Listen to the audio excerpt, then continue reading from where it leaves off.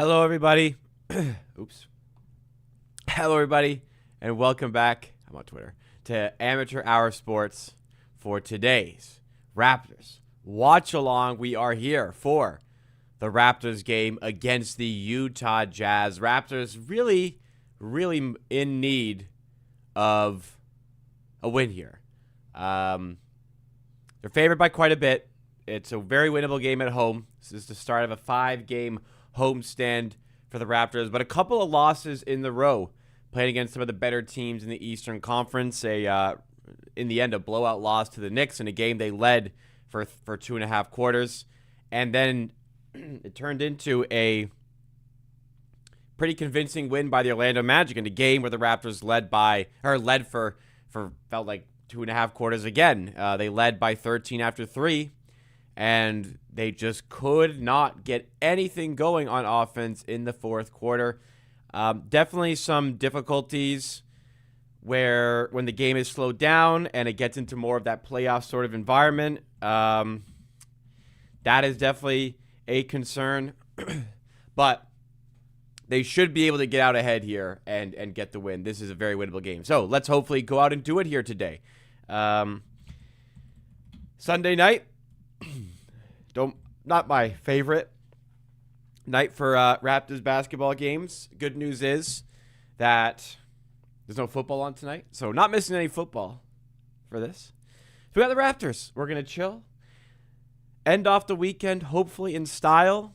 And if it's going to be a Sunday game, I don't mind 6 p.m., Get it in for the evening, finish up around 8:30, 8:45. You still got a little bit of your night left. You still get a little bit of your night to savor before the new week of work starts. So not the worst. If it's going to be Sunday, not a bad time for the game to be. But no, Sundays are not my favorites. I mean, to be honest, any weekend is not my favorite. I prefer them weekdays. Anyways, we got a game here. Doesn't matter what I think. The game is the game. The Raptors play tonight. They are 10.5-point favorites or so against the Jazz here. So in 10-point favorites. So in a good position to hopefully win this game. And if they can, start the week off on the right foot and get 2 full days off. 2 full days off of NBA action. So the Raptors hopefully with those 2 days can relax a little, assess the season, where everything's at. I believe NBA All-Stars are getting announced today as well. So that is something to look out for on top of things, because that should be revealed. I actually forget what time. Let me see. NBA All-Stars, I believe, are getting announced today.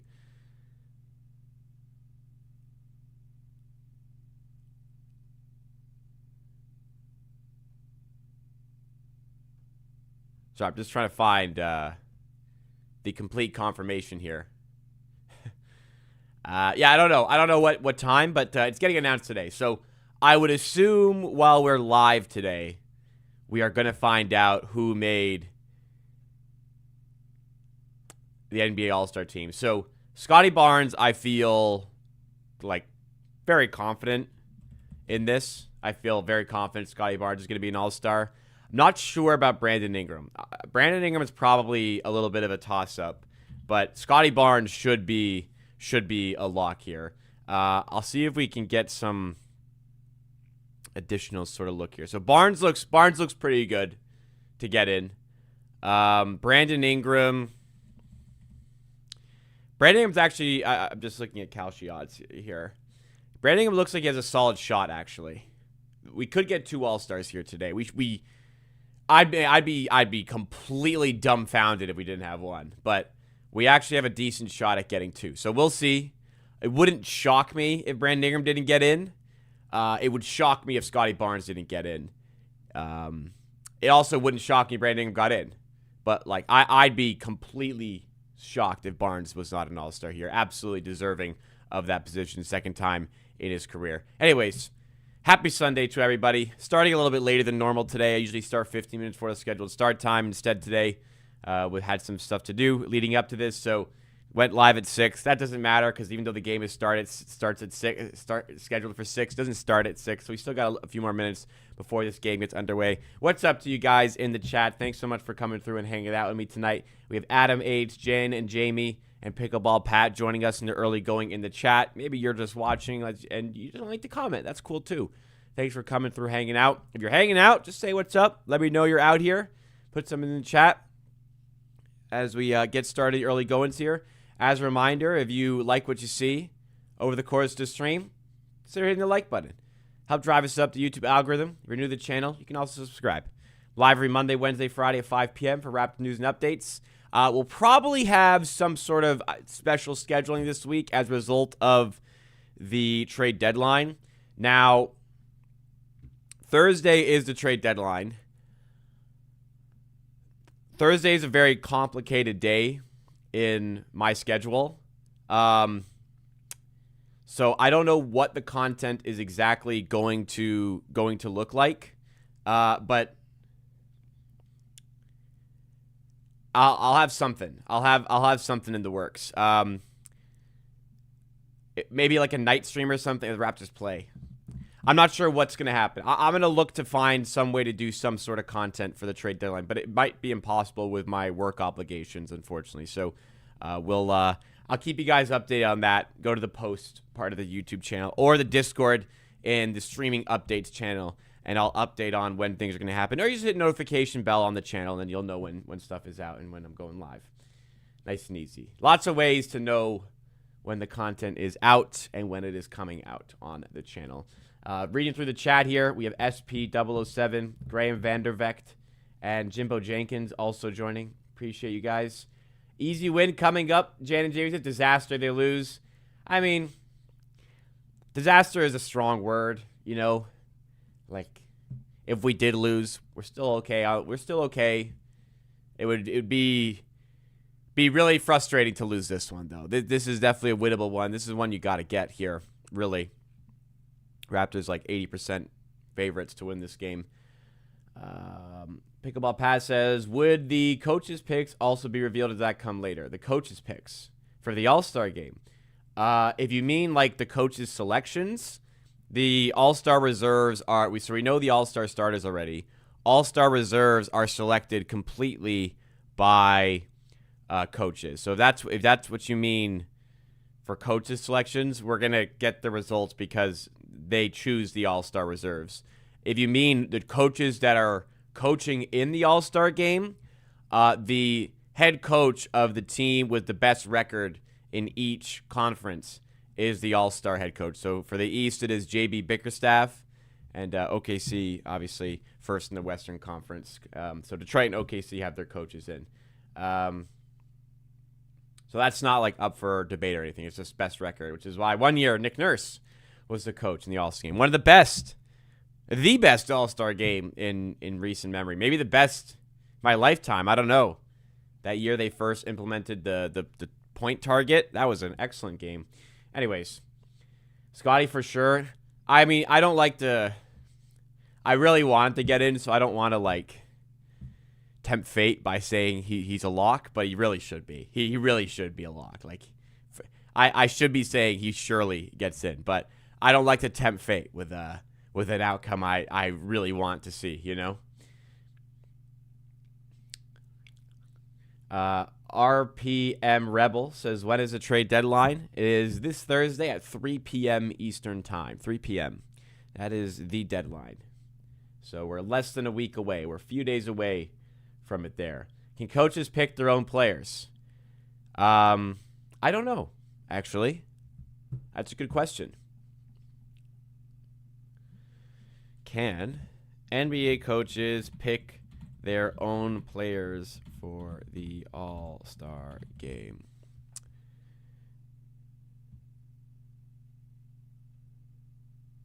Okay, we will type this question in to ChatGPT because Google did not provide the answer. Okay, let's see.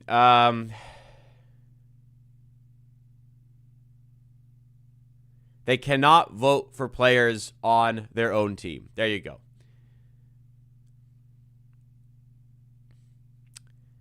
So, no, you cannot vote for your own players. 'Cause, I mean, that would kind of ruin the vote because every single coach would vote for, like, their own players, I guess. So, makes sense as to why they cannot. But that, I didn't know. I didn't know for sure until now. Starting five out, by the way, Isaiah Collier, Ace Bailey, Cody Williams, Lauri Markkanen, and Yusuf Nurkic for the Jazz. For the Raptors is your standard, quickly Barrett, Ingram, Barnes starters. With, right, I would say at this point, the standard center when Pirtle is not starting, it is rookie Colin Murray-Boyles. Yeah, we got Blake Murphy as the courtside reporter here.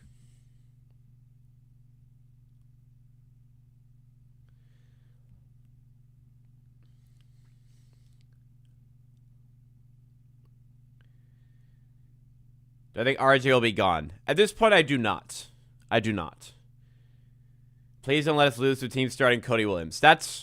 Please don't let us lose to a team that starts Cody Williams. Please don't let us lose to a team that starts Yusuf Nurkic. Yeah.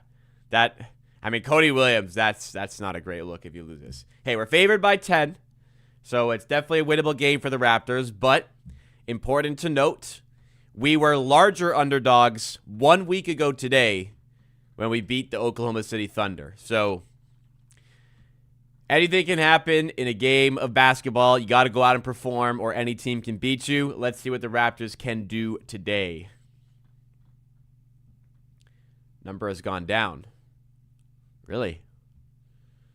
No, it's still 10. Looks like. Oh, well, it's 9.5 in one spot actually, but mostly 10-10. Mostly 10-10.5s. Oh, it's come down from 12.5 earlier. Okay. Interesting. Well, at close, it's 10. But earlier, I didn't follow the line movement through the day. So I'm not sure. First possession went the way of the Jazz, and they come up empty, and then it's batted out of bounds to the rebound, and the Raptors have it. Oh, shit. I got to get the scoreboard up. Sorry. This will just take a sec. 3 ball is up for Quickly, and he drills it. Important player to get going for the Raptors. You really need that floor spacing and that ability to hit threes. Raptors just don't hit enough threes, so someone's got to be able to hit them for us. When we get into shootouts, which granted today shouldn't be, we just get outpaced scoring-wise. There we go. So 3-0 Raptors, Markkanen for 3. He's having an excellent season for the Jazz, and he connects there. I do wonder what the future of Markkanen will hold, because he can't keep rotting away on this team, surely. Barnes out to Quickly.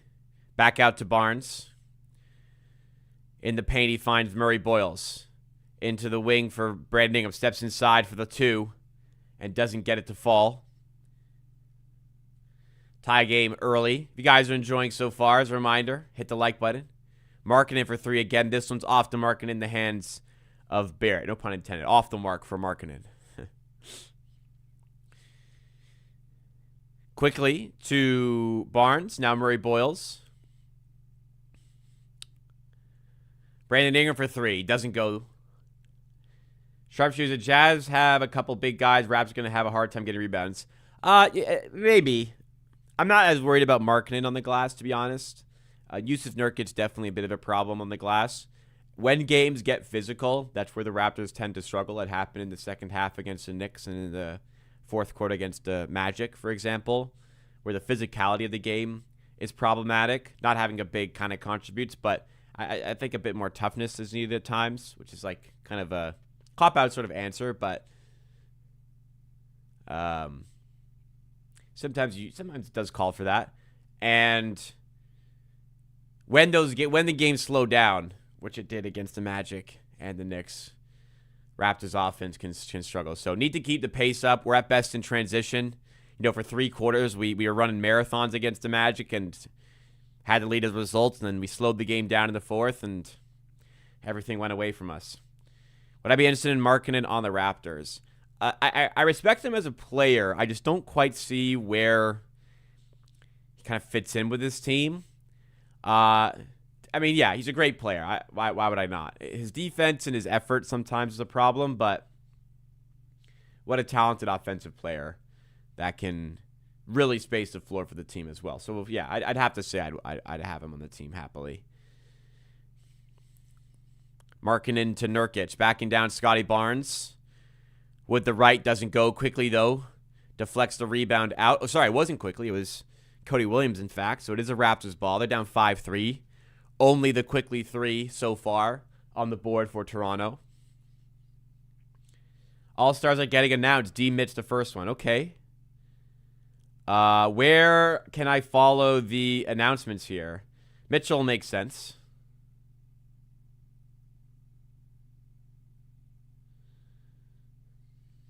I'm going to look at NBA Twitter. I think it was RJ Barrett just hit a 3 there. Sorry, I'm just trying to find information on All-Stars. Okay, so I did see on the Twitter. Sorry, there's an NBA All-Star page. So Donovan Mitchell is in.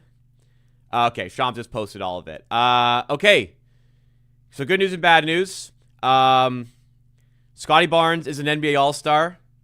Great news. Scotty Barnes, that's for the second time, is an NBA All-Star. It has been revealed. Unfortunately, Brandon Ingram misses out. And,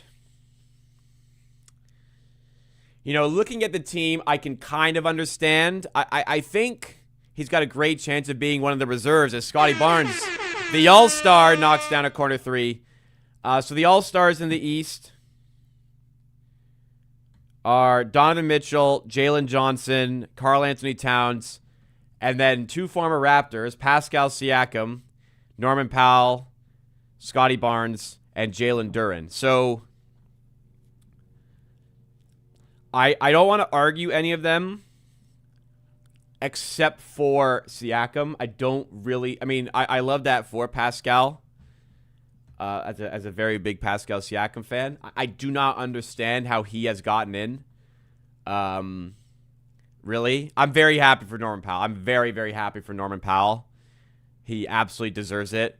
And God, what a mistake it was trading him away. Now an NBA All-Star, and probably should have been last year.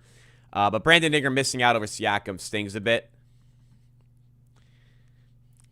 Maybe there's this thought process that they don't want to give the Raptors 2, but they are like one of the higher seeds in the East.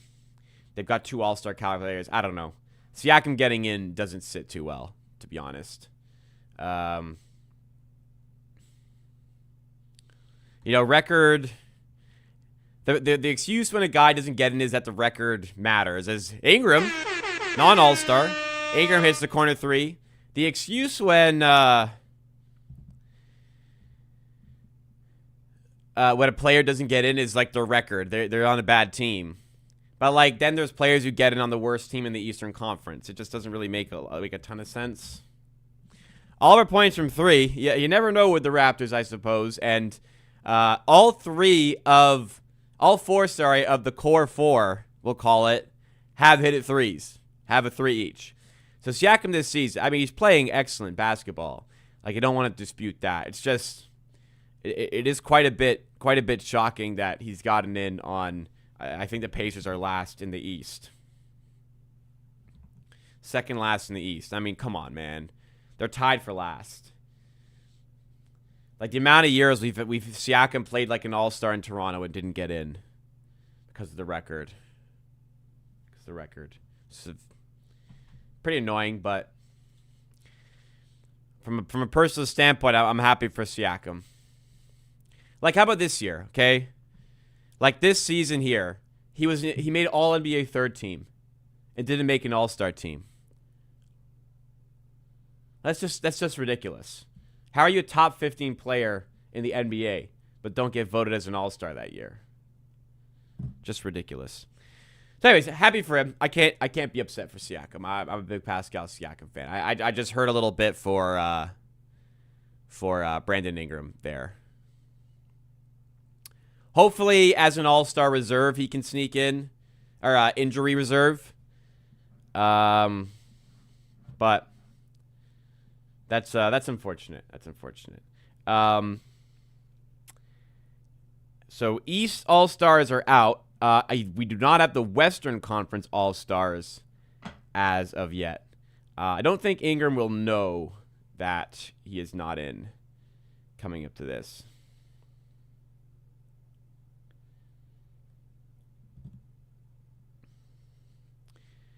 Wow, Norman Powell, I mean, it is really cool to acknowledge a 46th overall pick making his first All-Star game in his 30s. Like, he really had to grind and graft to get to this point. Okay, West All-Stars are now out. Anthony Edwards, Jamal Murray. Good for Jamal Murray. I think that's his first. Good for Jamal. Chet Holmgren, Kevin Durant, Devin Booker, Denny Avdija, and LeBron James. So LeBron James gets the legacy vote, as players typically do. Not at top of my head, I'm not sure if there's like a real snub there, but very happy for Jamal Murray.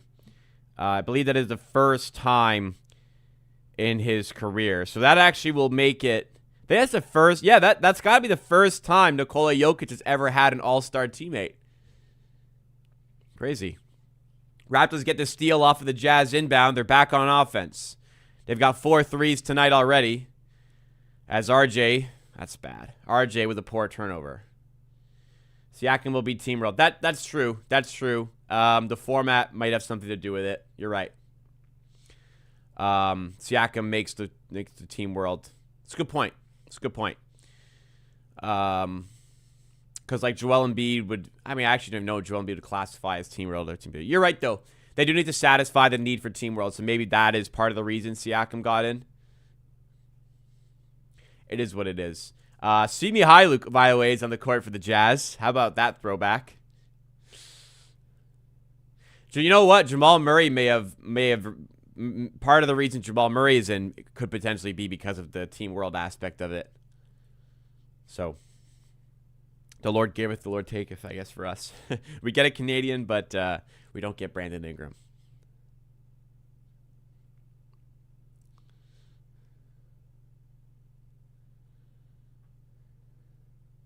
Hailuk launches up a 3, air ball.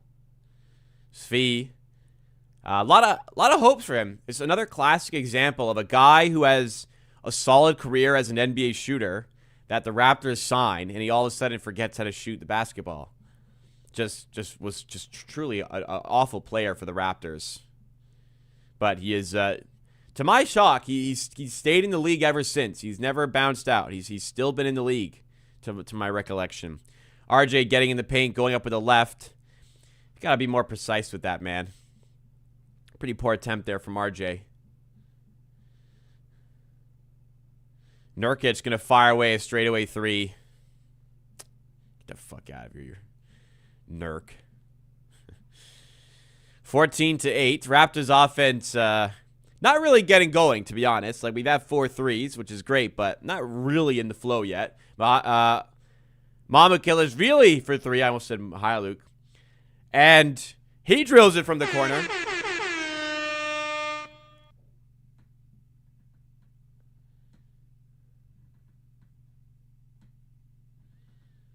He's Hailuk. Nurkic can shoot. He can kind of shoot. Yeah.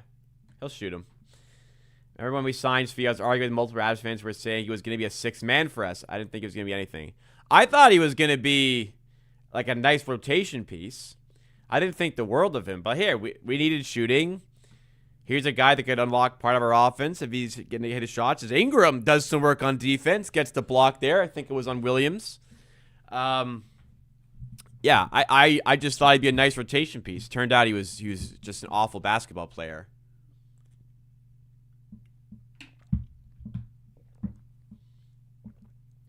Giannis is injured, but he would be Team World, so could BI even replace him? I don't know. I actually don't know. Probably not. You're right. Kevin Love in the game for the Jazz. What a team they have. Now Markkanen. Spinning, going up, and getting the and one. Oof. Pass call in Murray Boyles.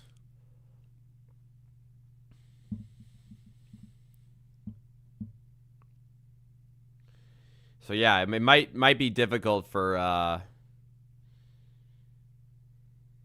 Ingram to get in even as a reserve, unfortunately.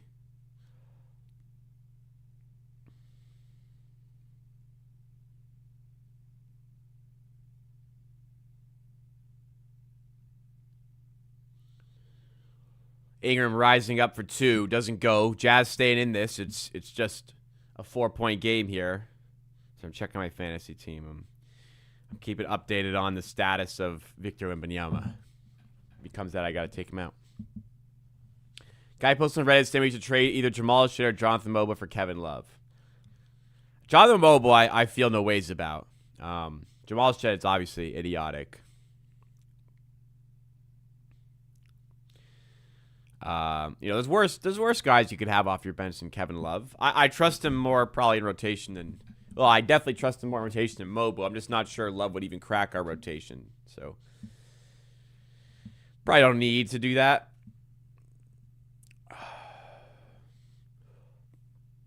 Speaking of Shed, here he is. He finds Brandon Ingram on the run, puts it up, and doesn't get it to fall. So, yeah, 4 kind of early threes for the Raptors, but they have 5 threes in total, but only 1 made 2, which is of quite a concern 8 minutes into the game, to be honest. Mihailuk sidestep 3. Fuck this guy. And it's a 1-point game. Darko not happy with something. Offense not gotten going yet. You can see a bit of the unhappiness on Darko Rajakovic's face here.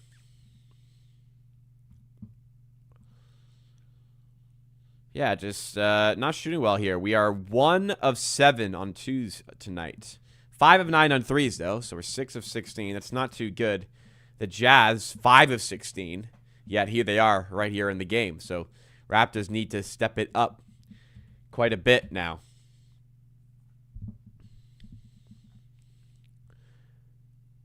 Another reminder, if you are enjoying the stream,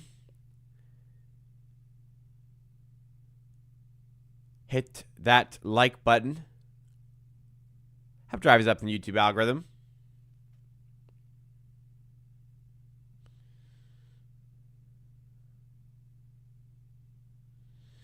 So all-star snubs this year. Good little list here from Underdog. So in the East, Michael Porter Jr. didn't get in. I think he had a good shot. Bam Adebayo didn't get in. And Joel Embiid didn't get in. Brandon Ingram definitely is a better case than Bam and Joel. Maybe not MPJ, but I think he could. You could make a case. In the West, James Harden, Alperen Sengun actually doesn't get in. And Kawhi Leonard gets in. I think... people are way too fixated on, like, coaches care way too much about teams getting 2 players. Like, sometimes a team just has 2 all-star caliber players. Michael Porter Jr. probably should be in, though. Siakam getting in is largely surprised. But again, it is like the team world aspect of it, which might be playing a part here because, yeah, I mean, they had to get up to 8. That might be why Siakam is in. So it's kind of fair. Anyways, happy for Jamal Murray, Canadian player, of course. Very happy for Norman. So happy for Norman Powell. What an absolute grind of a career he's had to get here. He's a champ, NBA champ. He's now an all-star. Just huge congratulations to him.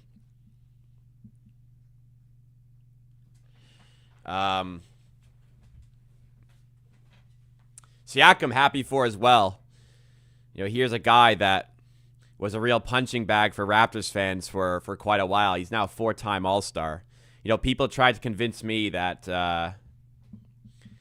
Siakam wasn't a max contract player, and Siakam was overpaid by the Raptors.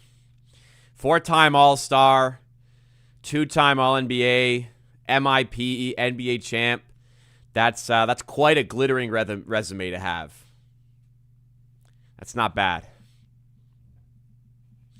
Anyways, keeping it going here. Mamu in the corner, out of the timeout. Can't get the 3 to fall. Raptors offense still a little bit cold here. I think they sense the ball for 3. It doesn't fall. Mamu on the rebound. Raptors keep the lead off that miss. 17-16 though. Low-ish scoring first quarter here. With 3:15 to go in it. Shed. Floater is good. Finally, another 2 goes for the Raptors. Their second made 2 in the first 9 minutes here. Surprised Jamal was an all-star before. West is really competitive. And Clayton hits a 3 to tie the game up. Like I said, coaches just don't like giving teams 2 All-Stars. Jamal's always been really good. He's never really been pressing to be an All-Star, though.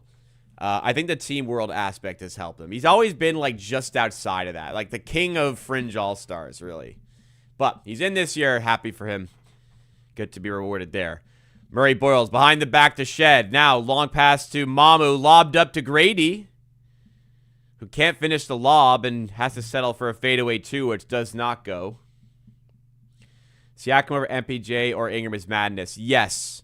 Agreed, but the format being Team World versus 2 Team USAs has very, very likely been a deciding factor in Siakam getting into the All-Star game. Feels like they needed to satisfy one more position there. And that's why Brandon Ingram and Michael Porter Jr. will miss out in the East. To be honest, guys, I think MPJ would have got him before Ingram. So I think Ingram would have Ingram would probably have a couple of injuries needed to get into the All-Star game. So unlucky for him, but shout out Scotty Barnes for getting there. Absolutely deserving. A lineup with the only starter being CMB is pretty wild. It is a little bit, but we got Barnes in now. Kevin Love going up and losing it. Raptors get possession back, forcing a turnover. 21-19 here. Shed to Barnes. Now in the corner, Mamu Kelishvili. In the wing. And he's got his second 3. And restores the Raptors' advantage. Team World ruined the real deserving. I mean, it's not as if Siakam is necessarily, like, undeserving. Siakam's been great this season. He's averaging, like, 23.5 points pretty efficiently. Like, it's not like Siakam hasn't played like an all-star, but it's selective. Somebody has to miss out. I don't think he would have gotten in if it was a normal format, but that's the way it kind of is. Ooh, Barnes hits the ground hard. He grabs his knee. Oh, thank God he's staying up. Oh, my God. Whenever someone grabs their knee, oh, my God. If you roll on your back grabbing your knee, I am instantly fearing the worst. Oh, my fucking goodness. The way he grabs, oh, my God. Don't do that shit, Scotty. Do not do that shit. At the line, instead, he misses the first free throw. I got Mike Conley with a fringe all-star for like 12 years and a 1 appearance. Yeah, a little bit, actually. It's a pretty good comparison for Jamal Murray. I do think Jamal Murray is better. Maybe I'm disrespecting Mike Conley's prime, but kind of like that, I suppose. Yeah. You know, sometimes you can be really good and never get in. Like CJ McCollum never became an all-star. And he was always pretty good. I can't really think of a player in like this era who was better than him who never got into an all-star team as well. What was in the last stream? How do you react to a body stick up for IQ?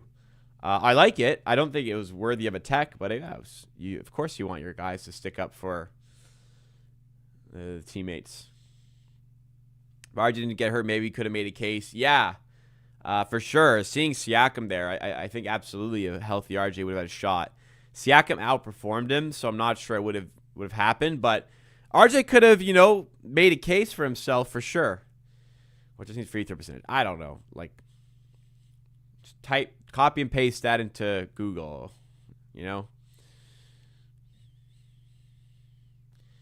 Kevin Love.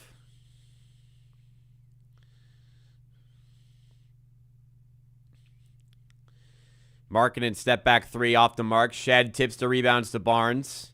Now Grady Dick fires it in the wing to Shed, who makes the full court run. And he finishes what he started. He got the rebound, ran the floor, got home for 3, and gives the Raptors a 5-point lead. There's that infamous Andrew Wiggins All-Star starter selection. So that was the year the fan vote had a very large hold on All-Star starter selections. And there was a very popular K-pop artist who posted an Andrew Wiggins with the All-Star hashtag on Twitter, got a shit ton of retweets, And at that point, there was nothing that could be done. He had way too many votes that even though he got like no love from the media, he had so many votes there that he was an all-star starter. He had so many votes as an all-star starter that he was a starter. However, if he had not been a starter in the game, he would not have made the game. He did not receive enough votes to get in. Otherwise, it was the fact that he was a starter, and it was the fan vote that played into that he was in the game. In actually another crazy situation last season, I believe it was LaMelo Ball who was like a sliver away from being an all-star starter last season, and he didn't end up even getting an all-star selection because he didn't get voted in his reserve, which is obviously a different voting system with the coaches. I don't know actually if he got in as a injury reserve in the end, but he initially did not get in. Jazz misses the buzzer there, and that'll end off the first. So Raptors not really at the races yet, especially on offense, but doing enough for a 5-point lead, leading 28-23 against the inferior Jazz. Yeah, so I'm correct. LaMelo Ball did not make the All-Star team last year, despite being like a sliver away from being a starter. Just really crazy there.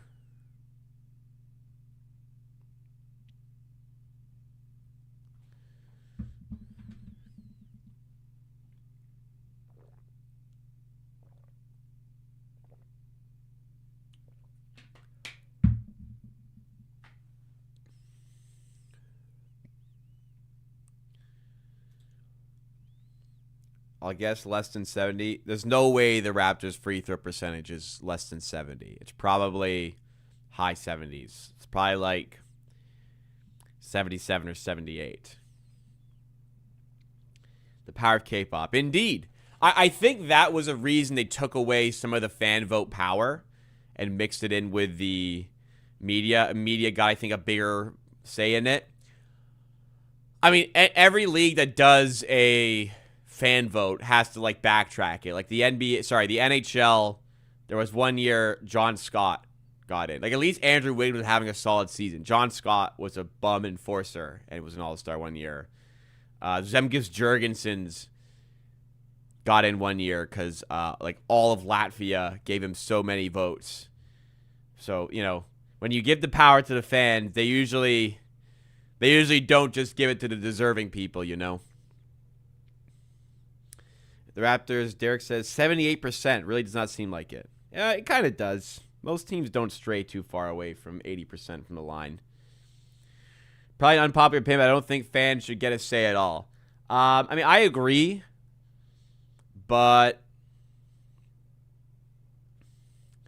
you know, the NBA is also trying to market a product. They're trying to engage the fans. The fan vote gives them a lot of visibility with the Twitter posts and the hashtags. Gets a lot of email signups for people to like it makes sense for the NBA to do it, right? So it'd be crazy. It'd be crazy from a brand standpoint not to have fan involvement, but they have taken away a bit of that fan voting power, as I mentioned, because of the issues that have arisen previously. Fans don't really troll the vote anymore. We don't really see like crazy names up the list. Walter, corner 3 doesn't fall.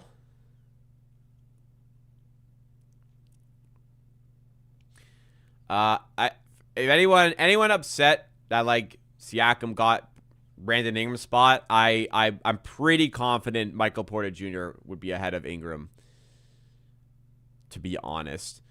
Grady Dick drawing the foul and putting it in high off the glass. Does it not count? Oh, it may not count. Never mind. I think they call a foul on the floor. Correctly, I think.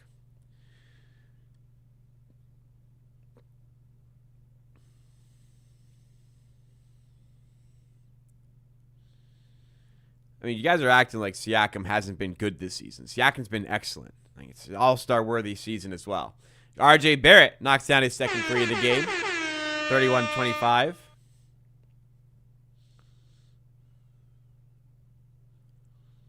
Didn't they used to have a rule where every team used to have one? In the NHL, I believe they still do that. NBA, I don't recall that ever being the case. No, it's not the case. In the NHL, every team I think has to have an all-star. It's all-star appearances mean jack shit in the NHL, I swear. Like fucking Leo Komarov was a all-star one year. It's a fucking joke.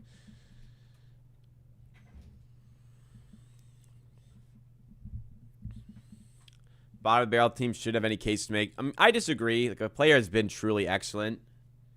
If a player is deserving, they should get in. It's just historically, record has been made to be a very large deal, and all of a sudden it's not. Just again, no qualms. I'm happy. No real qualms. I'm happy for Siakam. The Pro Bowl seems to like it's also lost me. I mean, Joe Flacco and Shedeur Sanders are Pro Bowlers. That's a joke. Absolute joke. Quickly puts it up with the right and doesn't go. Man, Quickly's finishing in the paint lately. Good grief.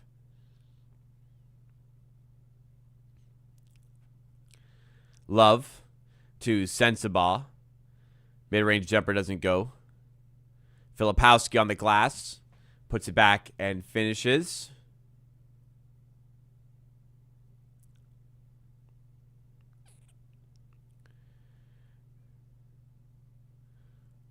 RJ going at Clayton here. Got him jumping, drawing the foul, and getting the bucket to go with it. He's going to head to the line for one more. Don't think Bob's going to make any moves. I'd be pretty shocked. I think he's going to do something. I'd bet pretty heavily that the Raps will make a trade.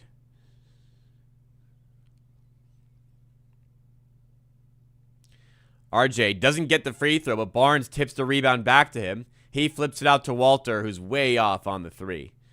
33-29. Clayton to Filipowski.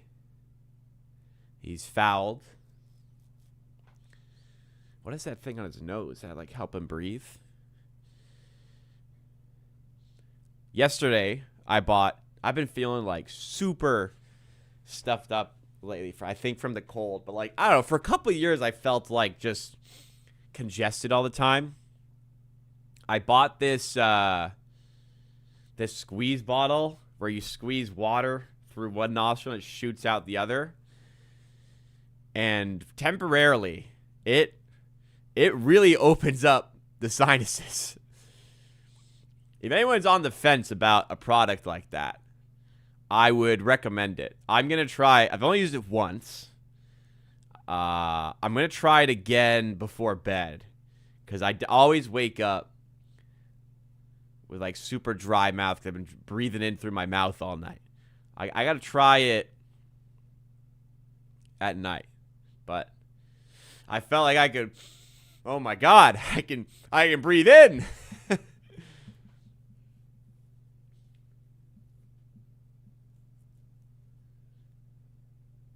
Would Lonzo work possibly gets healthy? I don't really have any interest in Lonzo Ball. I don't think you should either. Unfortunate how his career has been derailed by injuries, but oil of oregano. Take vitamin D3 plus K drops.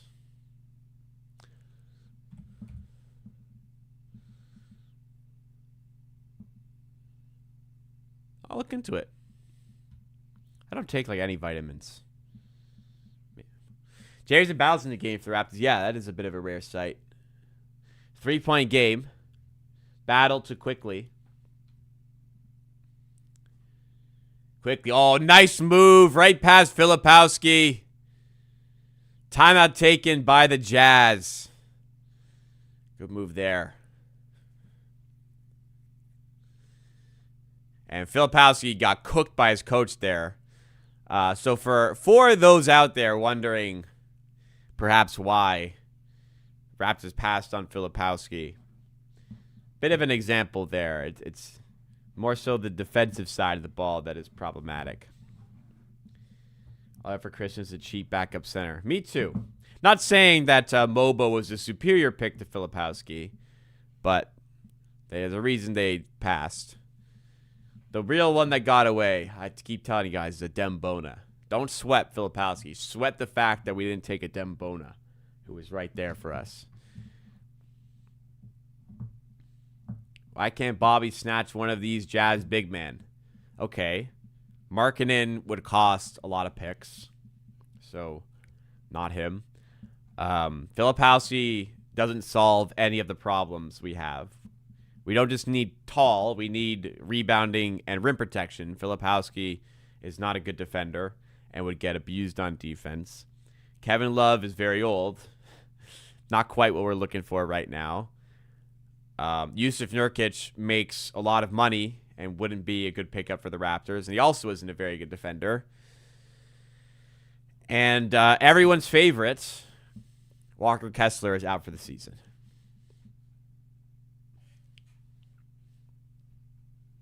It's not like as simple as any 7-footer.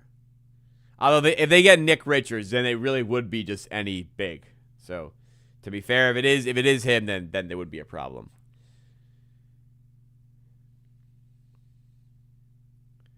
Lonzo, cheap option. He's on the trade block, worth a shot over IQ. He really isn't, actually.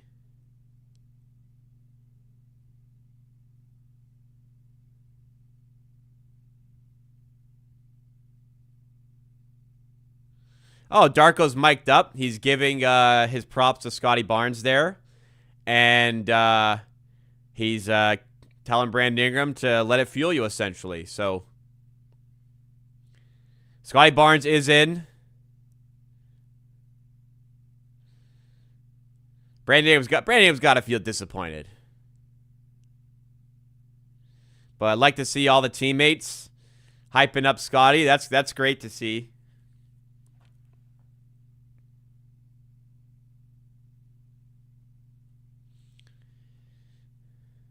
But yeah, it is a bit of a shame Ingram isn't able to get in there.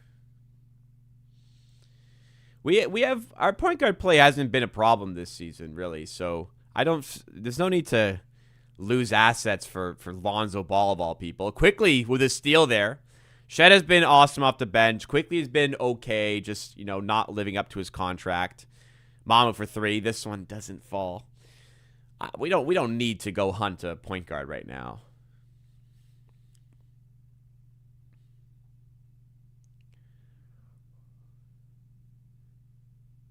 Clayton to Nurkic.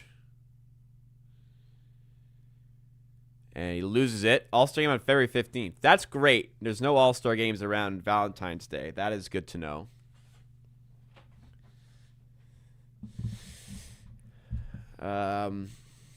That week of the All-Star week, content-wise, I'm probably going to take a bit of time off. Yeah, the Raptors play Wednesday the 11th, and they don't play until Thursday the 19th. So I'll probably take one stream off. I'll probably take one happy hour stream off. The Monday after the All-Star game, February 16th, I'll probably just not stream because there's not going to be a lot to talk about with the All-Star game going on.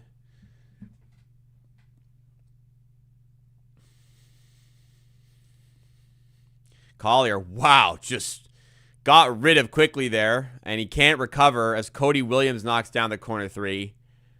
I don't know what just happened there. Collier fucking threw quickly. I mean, Collier's a strong guy, but man. RJ, nice pass in the corner to Battle. Oh, he's off on the 3. Got to make these, Jamison. He doesn't get a lot of time on the court, but those are the ones Jamison's got to be hitting for us.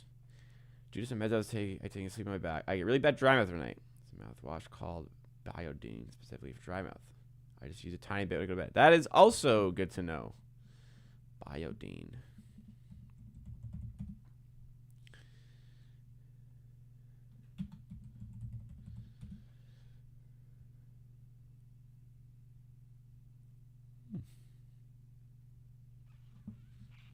Good to know. This could help me. I'm a natural front sleeper. I am most comfortable on my front, head to the side. As I have gotten older, it is just an absolute mess on my back. So having to find other positions. Back is starting to hurt my back a bit too. So I got to sleep on my side now, stacking my legs. But sometimes I wake up on my front, like this morning, and my back hurts. Bad turnover there by the Raptors. Cody Lim's going to go the other way and throw it down. That's going to cause a timeout from Darko Rajakovic here. Collier built like a football player. He is. Part of the appeal for him as a prospect, he was thought to be going into his year of college basketball. He was thought to be the first overall pick. Ended up dropping all the way to, was he late first or was he early? I think he was a late first in the end.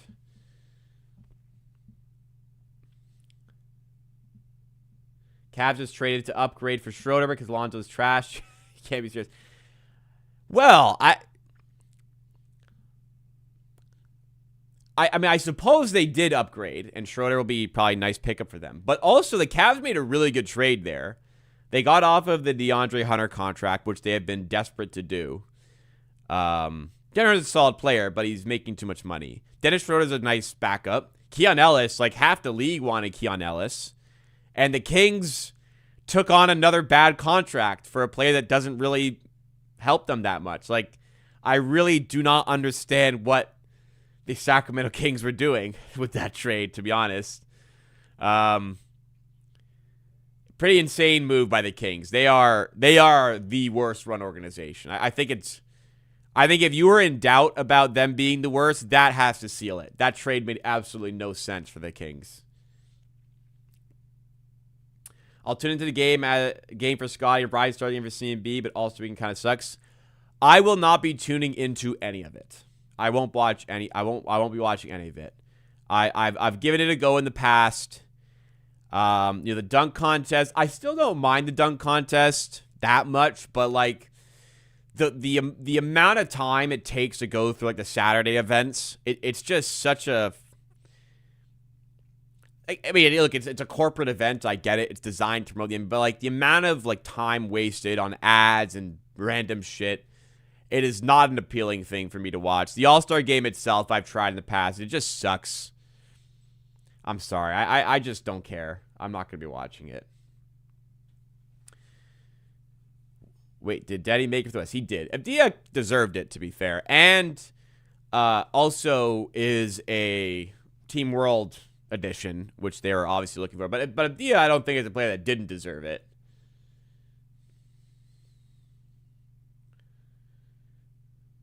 Just imagine.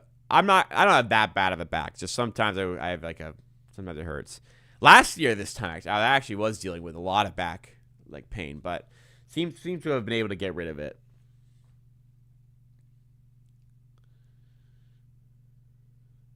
"2024 class looking like one of the worst ever, for sure. Just, it was a bad class. Like, it just didn't have like super top heavy talent.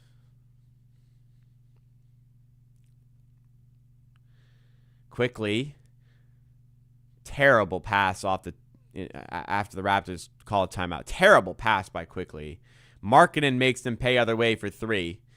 So two straight possessions now on either side of the timeout with a turnover and point for the Jazz, and they have brought the lead down to one. The Raptors really not getting going tonight, as Battle has his shot blocked and his pass blocked, then his pass stolen. Just awful sequence for Battle. Layup is blocked, pass blocked back to him, then turns it over. 3 straight turnovers for the Raptors, all punished with points, culminating into a 7-0 run for the Jazz, who lead by 1 now. Ingram to Quickly. Bumped by Collier, no foul. Calling for a screen now. Quickly over top and Nurkic for 3 is off the mark. Collier with the rebound.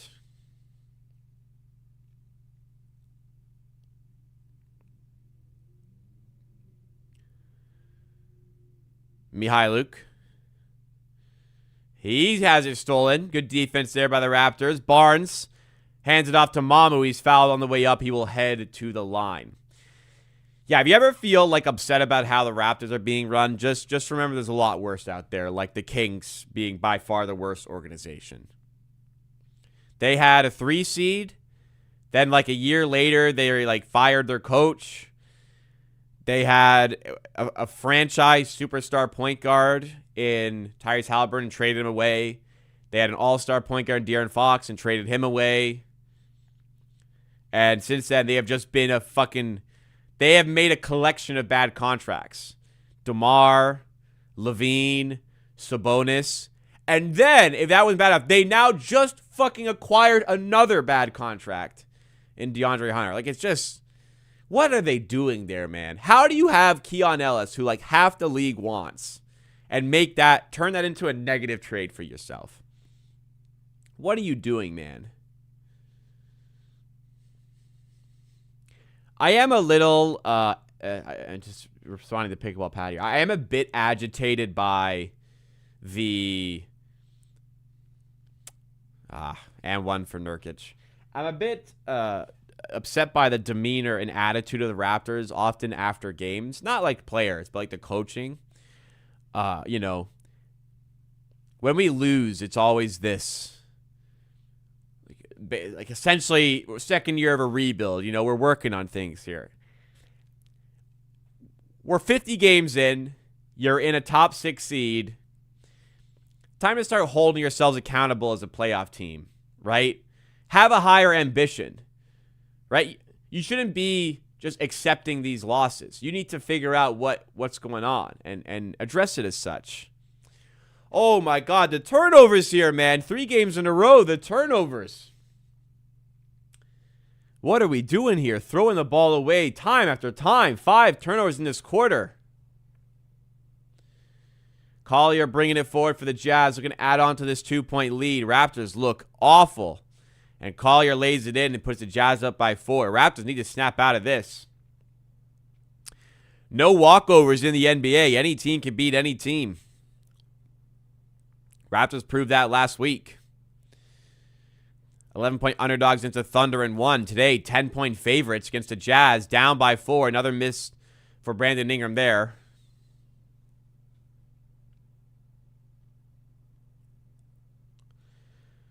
Collier, fadeaway 2. He's fouled by Walter. He's going to head to the line. Raptors putting themselves in a mini hole here.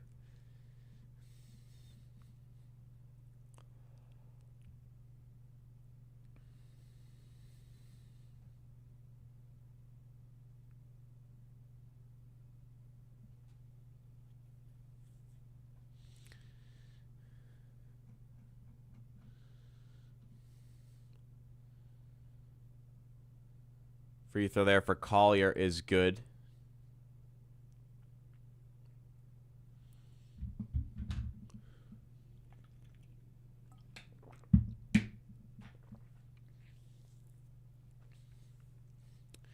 Collier knocks down both free throws. 47-41. Shed to Walter. Now Barnes.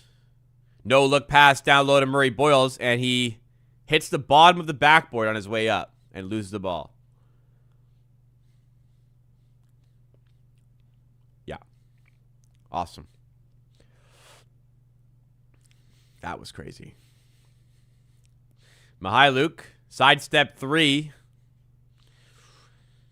Keeps that a 6-point game. That would have made it look ugly. Walter is not good. Well, yes, he is. He's very good. 47-41. Walter heading to the line. Still winnable game here. Not like they lost. There's over half a game left. I would suspect they're still favored to win.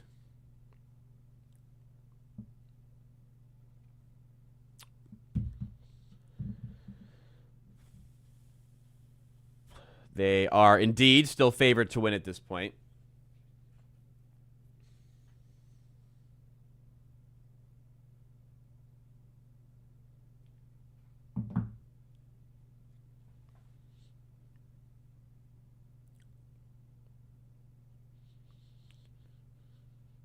Walter makes both at the line. We do get greedy. We are greedy. You know, we're 29-21. I feel pretty happy that we're 29-21 when I thought we'd be more like, 24 and 25. Fucking hell, these are some awful points we're giving up here. But we're in this position, so let's use it, right? We've been this good. Let's keep using it. Let's make a run here. And let's go at this Eastern Conference. In games like this, you got to be able to win. And they may still do that, but down now, 49-43, still down by 6. Still a lot of time to go, but yeah, need to wake up. Have not woken up as of yet. Missing out on that presence on the inside for sure. Points in the paint are 22-10 right now in favor of the Jazz. 3-point shooting's been okay tonight, but just no consistency to the performance so far for the Raptors.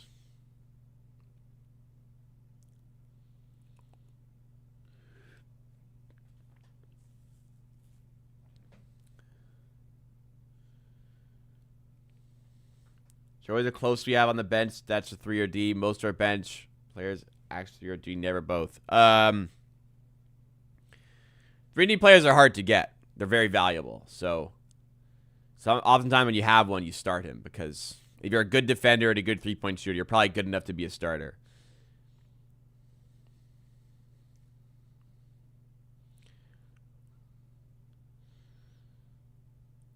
But Jacoby definitely work in progress for us. Hopefully he can get there. That was the idea behind drafting him for sure.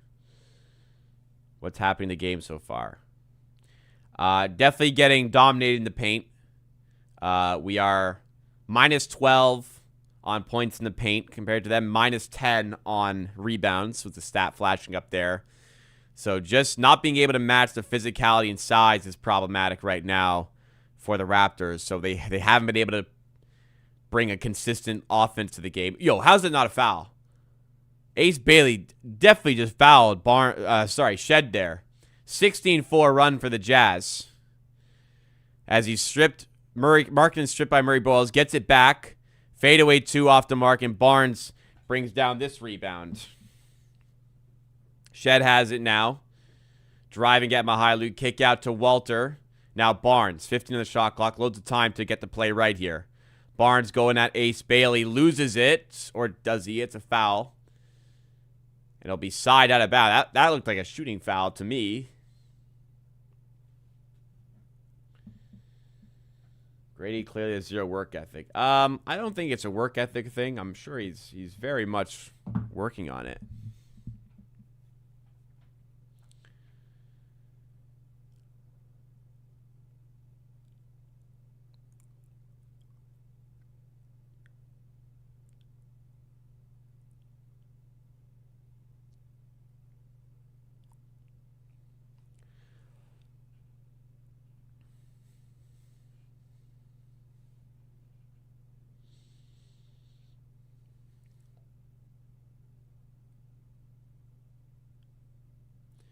Barnes misses his second free throw, but Murray Boyles gets the miss. Finds Barnes to Murray Boyles. Now RJ for 3. He's already got 2 tonight. This one just spills away off the rim. 49-44. Definitely missing out on Pirtle's presence today as Murray Boyles fouls Nurkic. Jazz can go up 51-44 here.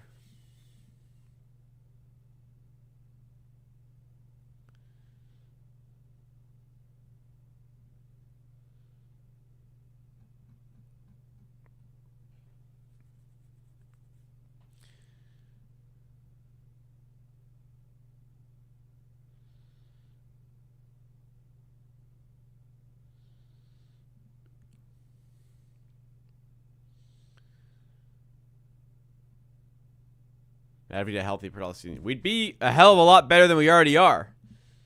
It's annoying.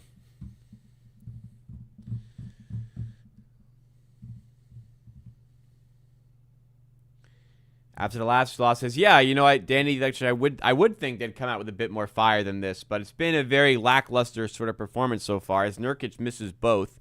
Feels very flat. It's very flat. That's a good word. Barnes for 2. Another good look. Doesn't fall. Gets his own miss. This one does fall. Good stuff there. 49-46. We're right there with them. It's just we got to kick into gear or else, they could and we could run out of time. Gotta kick into gear at some point. Raptors inbound to Ingram. Nice pass to Barrett who lays it in. We're within one. Barnes, Ingram, and Barrett connecting there. 2 points for Toronto. If you're enjoying so far, as a reminder, hit the like button. Another CB Hyluk 3. Man, fuck this guy. Couldn't hit jack shit for us.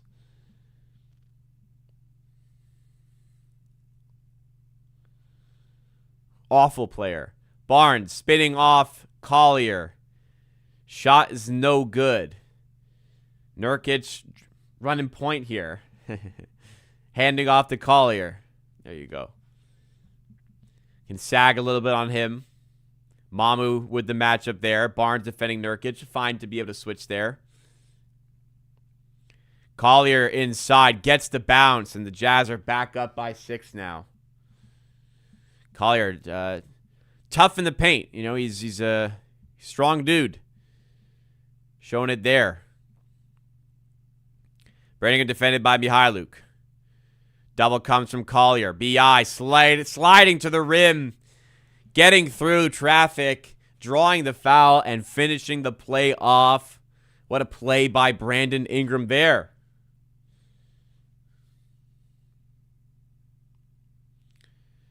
Wow, what a move by Brandon Ingram. It's a shame this guy isn't an all-star, man.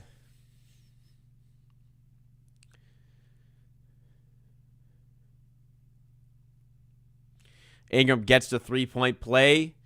We're back within 3 here. Pirtle Cook. We don't know. Hopefully not. Collier to Bailey.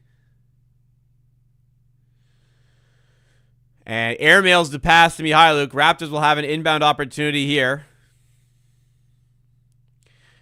And refs slow it down. So 1 minute to go. Raptors into their half-court offense with quickly. Handoff to Barrett. Collier, the defender. Trying to get Ingram on the ball again. Now Barnes. Just inside the three-point line. To Quick. Now Barrett. Shot clock down at 3. Barnes got to come up with the goods. And is blocked by Markkanen. I thought it might have looked like goaltending there. Markkanen going to the rim. Oh, wow. Throwing it off the backboard to himself. Woo! What a play there. How can you pick Siakam or B.I.? Probably Team World necessities. You need 8 Team World players. And Michael Porter Jr. probably would have gotten ahead of Brandon Ingram anyways.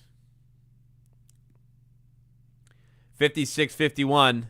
Looked like a replay there. Bailey at the buzzer. Pretty much no good. Barnes not going to get the full court heave off. So Raptors will take a 5-point deficit into the quarter there. Minus 10 in the quarter after leading 28-23 after 1. The Jazz put up a 33-point the second quarter. And they lead by the 5 themselves. Raptors really struggled there.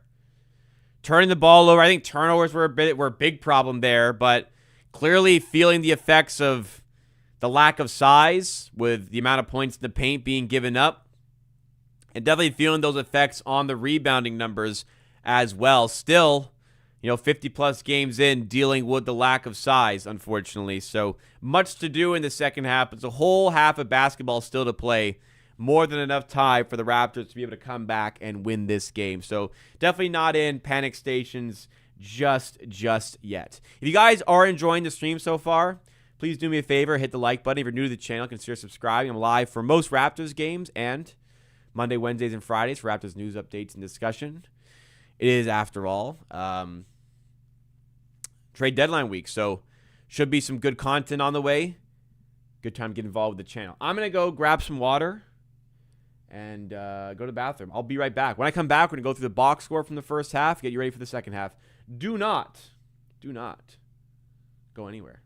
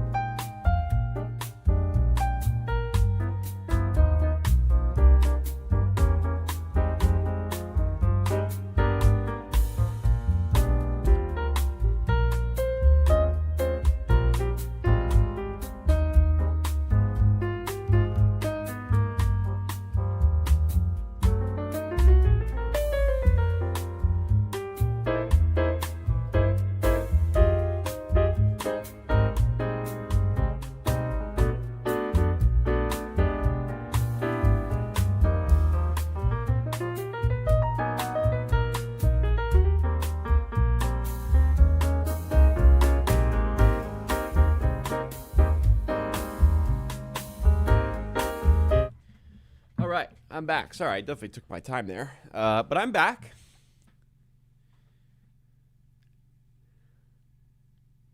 One of our members is in the house. Gregory, welcome. Thanks for joining.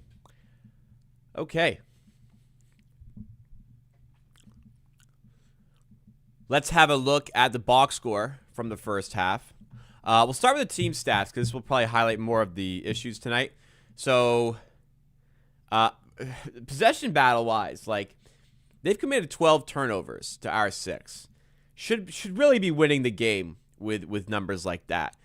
Our turnovers have felt quite costly, especially in that second quarter. We've only converted 11 points off those 12 turnovers, whereas they've converted 9 points off of our 6 turnovers. So they're doing a little bit more with our turnovers there. As for the rebounding, we are feeling it here. They have 31 rebounds to our 19. Kind of helps when you're missing more shots than they are. But they are crushing us on the glass. They're crushing us in the paint. They're plus 12 on points in the paint. They're plus 12 on rebounds tonight.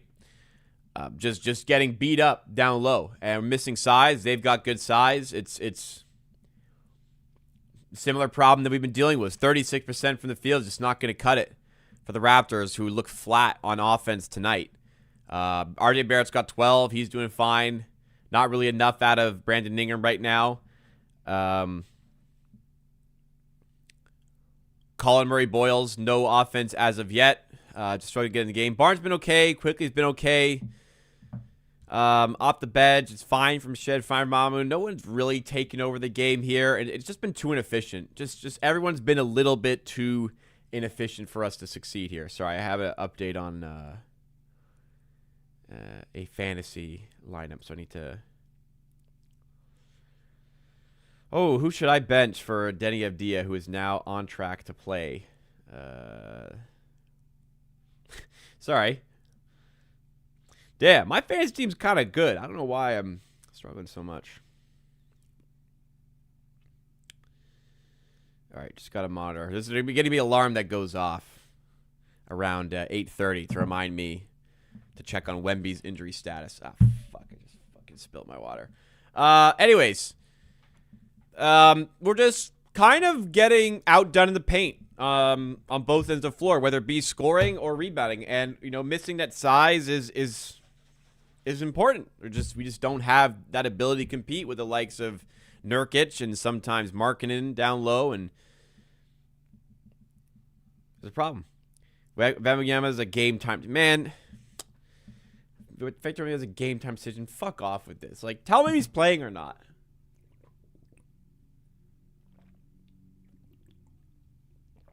Right? Anyways. Really poor from the Raptors, to be honest. Just not at all shown up tonight. So, we've made third quarter adjustments in other games and still had success. Hopefully we can do that here today as well. All right, I'm going to do the door shot. Let's get this in. We made it last time. Let's see if we can go back-to-back, make this one.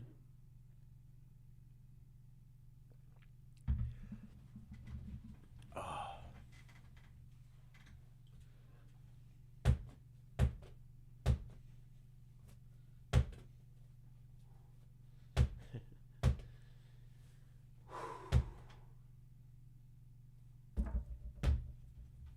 Fuck. Oh, way off that time. Come on.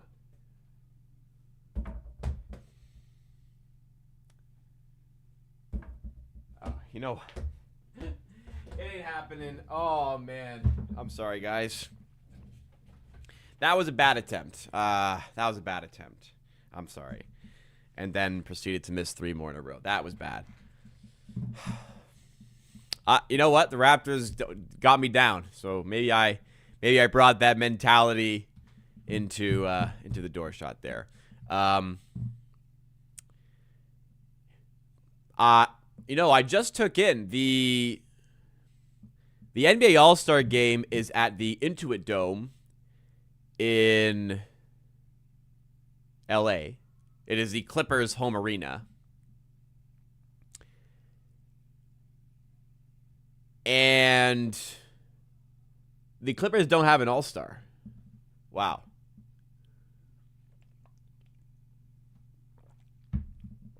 That's a little bit embarrassing. Would Brook Lopez be an option for a backup center? Do you think he's too cooked?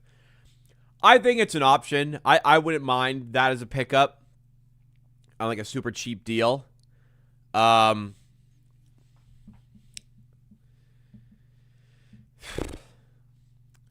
would be a little bit of a disappointing outcome, I'd say. I think we can and should probably do a little bit better than that, you know?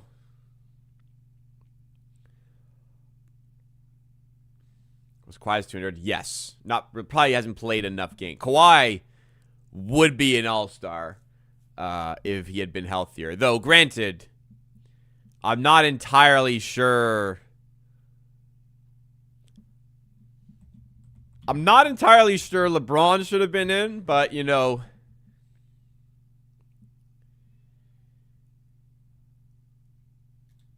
you get the legacy vote, you know, like Dirk got and Kobe got previously. You get that, right?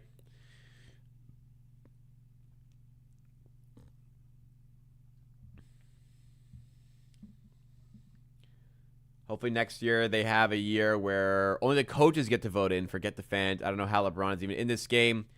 I don't care. He's possibly his last. What could have been Sengun for World. Dr. Risington, you're not going to believe this. All-Star Reserves, which is what LeBron has been selected to, is selected 100% completely by coaches. Not by media, not by fans. So you have your wish.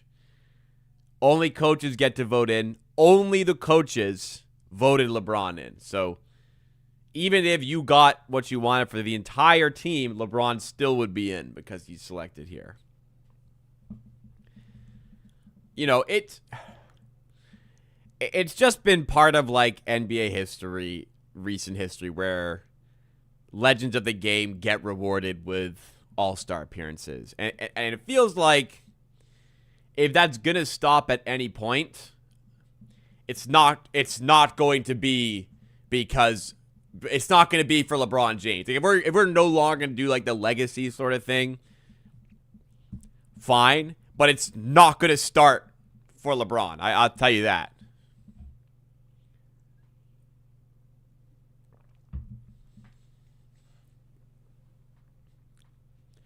It is.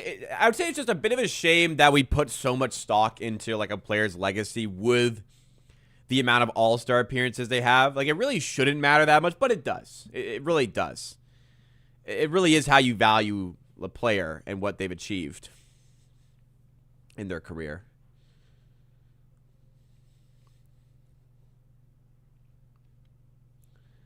What happened to Bronny? Yeah, he's still there. Yeah, I guess you don't hear much about him anymore. Maybe he sucks. I can't think people tried to like convince me into believing he's a good player, as if he'd be anywhere near the NBA without being named LeBron James Jr.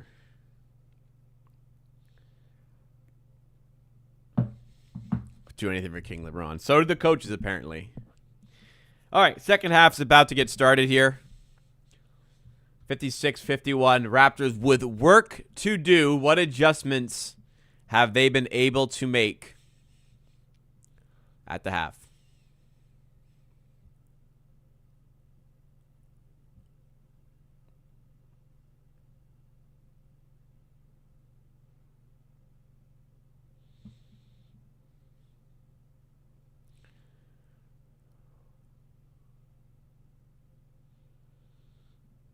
Here we go.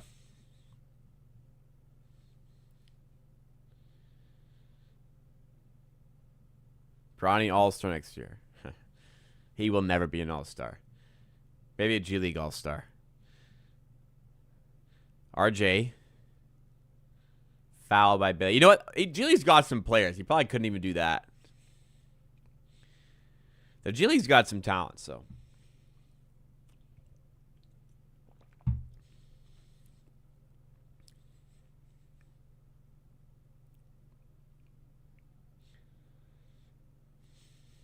RJ's the line for the Raptors. First free throw is good.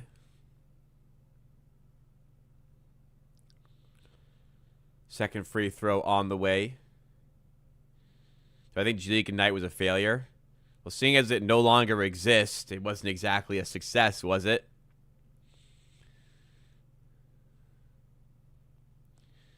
Williams has potential. Sure. Doesn't look like he's going to reach it. Nice deflection there by Scotty. Markkanen's going to have to hoist one up. And loses it to shot clock violation by the Jazz. Great defense by the All-Star, Scotty Barnes.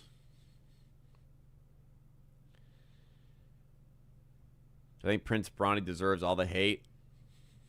I mean, no, but it's fun to clown on, I guess. You know, if a draft pick keeps one of the greatest players of all time, arguably the greatest, as Murray Boyle spins and puts it in off the glass. Nice play there. Hopefully that gets him going. If it keeps LeBron happy and it makes him play better, like, and team is happy, like, is it that bad of a pick in the late second round? Probably not. Quickly to Barnes.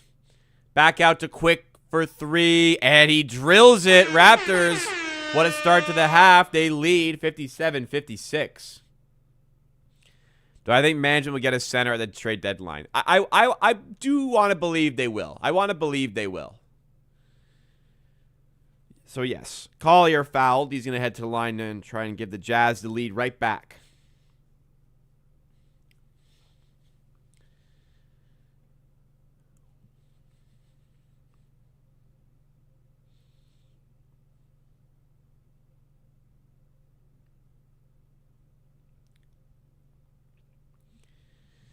Collier at the line misses the first. Just rolled around. Looked like it was going in. Second one on the way to tie the game up. Ace Bailey checks out for the Jazz. That pick has not been a tremendous one so far for the Jazz. 57-57. Quickly. In some trouble here. Turns it over at half court. Collier gets by him, dumps it off to Williams, who throws it down. Too many bad turnovers, man. Quickly got. RJ to Barnes, looking to get the points back. No good. Murray Boyles gets the miss. Finds Barnes. He goes up with the left. Misses again. Got a good look that time. Man, probably should have scored that. Down two. Markkanen has it. Going at Murray Boyles. Good defense by the rookie. Other way, Barrett. Dumps it off to CMB. Can he finish the other end? He can. Ties the game up at 59. Nice end-to-end action for the 9th overall pick. Do I see Scotty Barnes' ceiling being someone like Pippen? Like, in terms of talent, I think he can be better. In terms of Collier hits the three. In terms of, like, role, I don't see why Barnes can't be your best player, like, on a really good team. He's two-time All-Star now. He's really good. There he is again, hitting in mid-range. Raptors down by 1.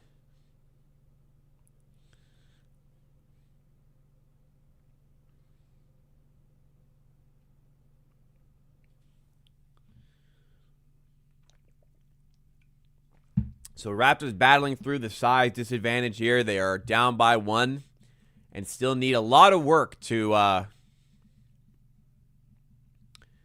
do a lot of work here to win this game. Jazz have been proven to be a bit of a difficult one for us to deal with today.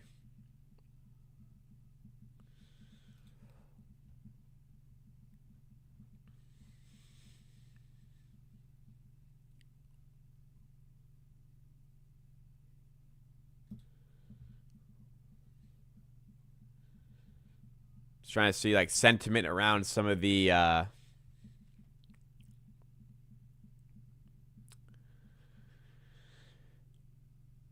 trying to see some sentiment around NBA Twitter on some of the All-Star selections, if anyone felt like they were snubbed or anything.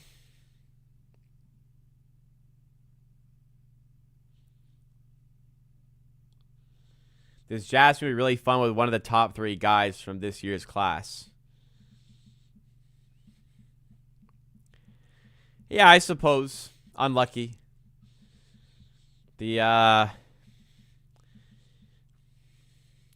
I'm starting to more and more dislike the anti-tanking measures that have been put in place by Adam Silver. You know,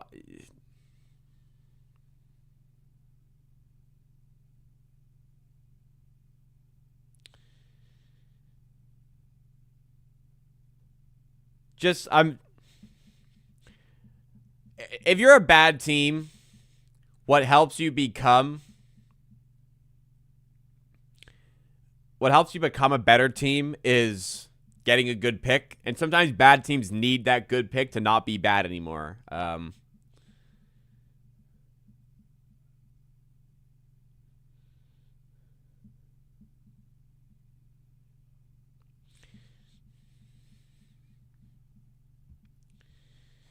So, like, the Jazz, I mean, the Pistons kind of felt it for a couple years. They've turned out to be fine, and the picks they got haven't even been that great.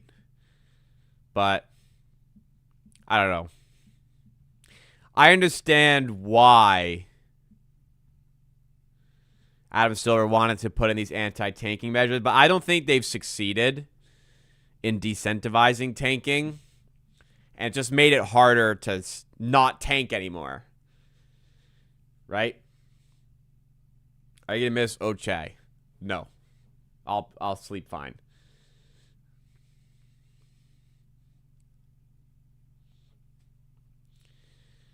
Silver, yeah. Teams still tank, and now sometimes teams that tank for longer because they can't get good players because of how anti-tanking the rules are. Another turnover by the Raptors. Man, that's got to be just like 4-on-1 there. You got to score 2 points.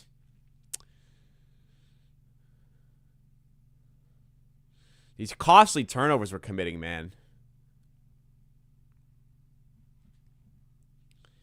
Just get rid of the draft lottery. Let the worst team get the best pick. Teams still tank for best odds anyways. Yeah. I kind of disagree. I don't think they'll get rid of the lottery. But the way the lottery is currently built is not good, I don't think.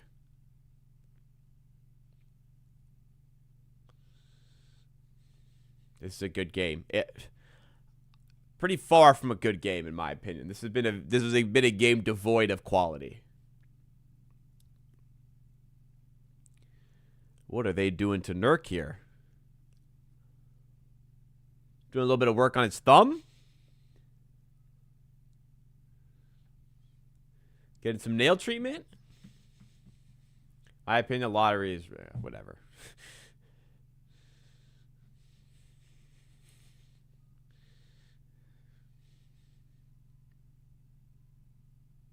What are the chances Flag goes smacked after Luka trade?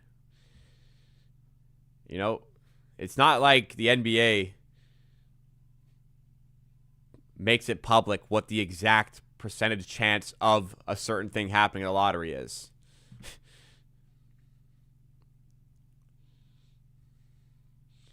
(64-61) I don't need to have this smooth brain conversation again. Quickly for 3. Ties the game up. Oh, they called it 2. Sorry. Toe on the line. Premature air horn. So still down by 1. Cody Williams cuts to the rim. Man, we can't be getting cooked by Cody Williams here. Quickly to Barrett. Still, like, you know, some lapses on defense, letting guys cut back door as RJ makes a nice play there to get the 2. He's shown up for the Raptors. Nice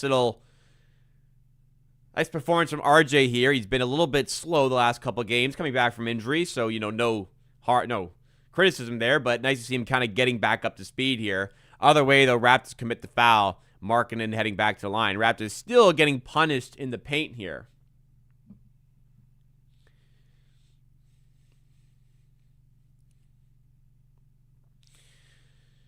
No help defense. Yep.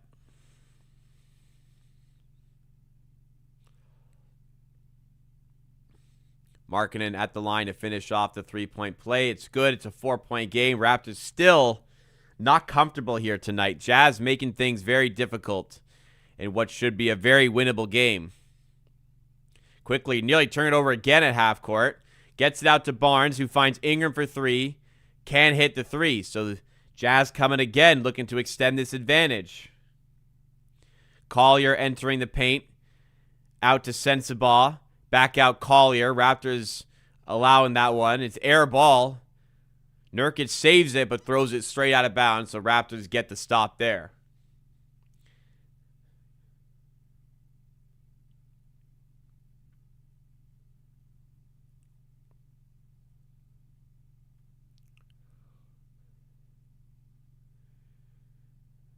RJ to Brandon Ingram. Now quickly.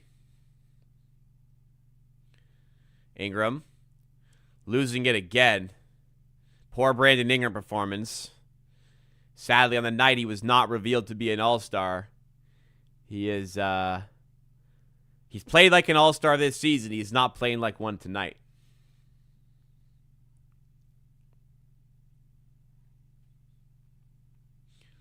Yeah, very, very flat from the Raptors tonight.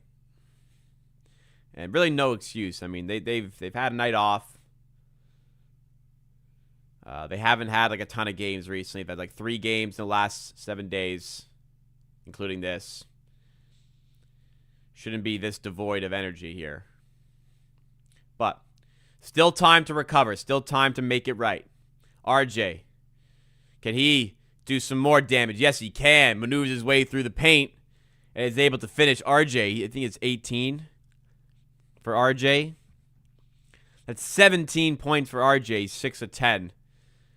Definitely the highest output of any Raptors so far.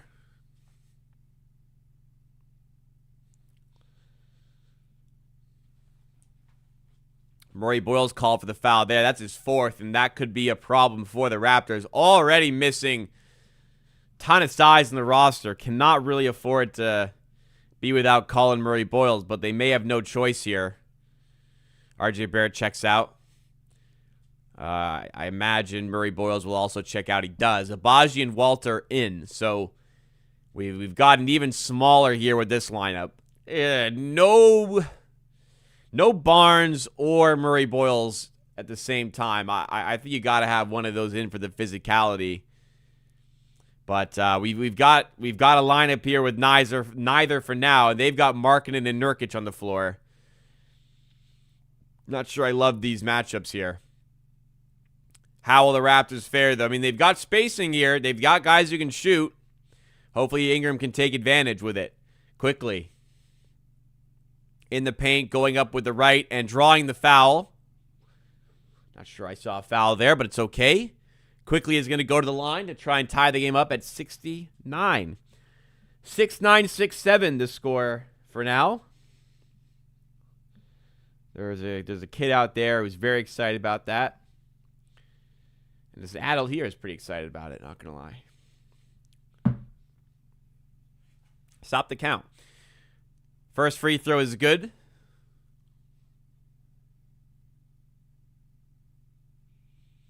Who's the Raptors' energy guy? I guess I don't really have one. Maybe Shed.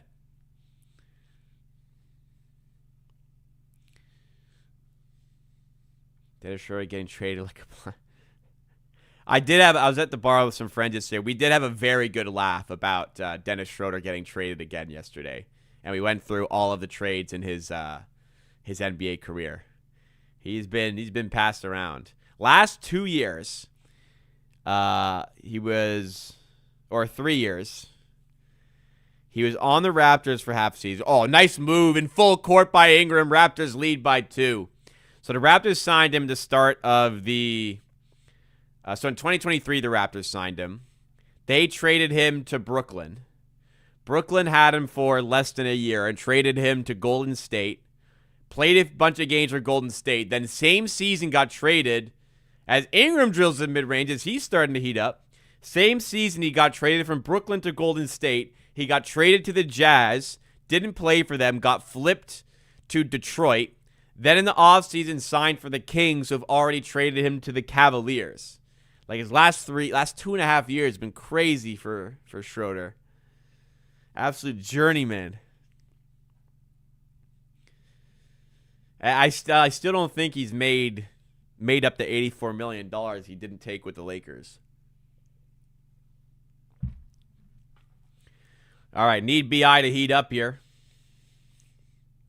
And it looks like it is. So I like, right after I said a big spacing lineup for Ingram, let's see if he can cook. He's starting to cook. Couple made buckets in a row. 9 fast break points in the quarter for the Raptors. And that's what we got to do. We got to play in transition. BI isn't an all-star. Highway robbery. Not really. It was perceivable. Is that the word? Abaji, corner 3. Doesn't go. Mamu on the rebound. Back to Abaji. Tough layup doesn't go. Rebound to the Jazz. I don't look at anybody in the all-star team and wonder, oh my God, like how the hell did he get in? You know, it's a very select group. How's that not out of bounds? Did that go over the backboard? I don't know. I don't look at anyone in the all-star team and think, oh, how the hell did he get in? Every player had a deserving case. And I think Michael Porter Jr. would have gotten in ahead of BI, to be honest. So, unfortunate. And he scores again there. BI definitely has played to the caliber of an all-star. It's just unfortunate. Part of it, you know, it's hard to get 2 on the same team, so it's a little bit difficult once Scotty Barnes is in. You're a little bit handicapped there, but again, now they're easy 2 for marketing. We just have nobody to put on him, man. It's a shame. He definitely would have been a deserving all-star, but I don't see anyone on the team that I think like robbed him necessarily. Siakam himself has played like an all-star. He probably shouldn't be in because of the record, but the definite change of format to Team USA, Team World necessitates 8 Team World players. I think that's part of the reason Siakam gets in. But even in a normal year, I think Michael Porter Jr. would have gotten in before Brandon Ingram got in. And quickly trapped, again moving up half court. And it's an 8-second violation. How many times do they have to fucking do this play before we can adjust? That's the 3rd time it's given us problems. The 2nd time we've turned the ball over as a result. Are they going to get shed in immediately for that? Or what? But, like, you see it coming. You know they're doing this. How do you not make that fucking adjustment yet? Twice is already too many times to fall for that. But a 3rd time, come on, man. Step your shit up. Down 1. Clayton. Pass stolen by Walter. Barnes to Mamu. Back to Barnes. Back to Mamu, who throws it away. What on earth is he doing there? You're big. Like, dunk it. Lay it up. What are you doing there, man? Clayton to Mihailuk. Some easy mistakes, man. And then an offensive foul from Sensabaugh. Raptors get the ball back.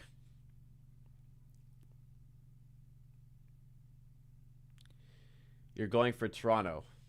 You know what? Chat, Casey, I am going to let you take a swing. Take a guess as to which team I'm rooting for in this game. I can't think of a lot of evidence on the screen right now that would indicate the team I'm a fan of, but take a shot at it.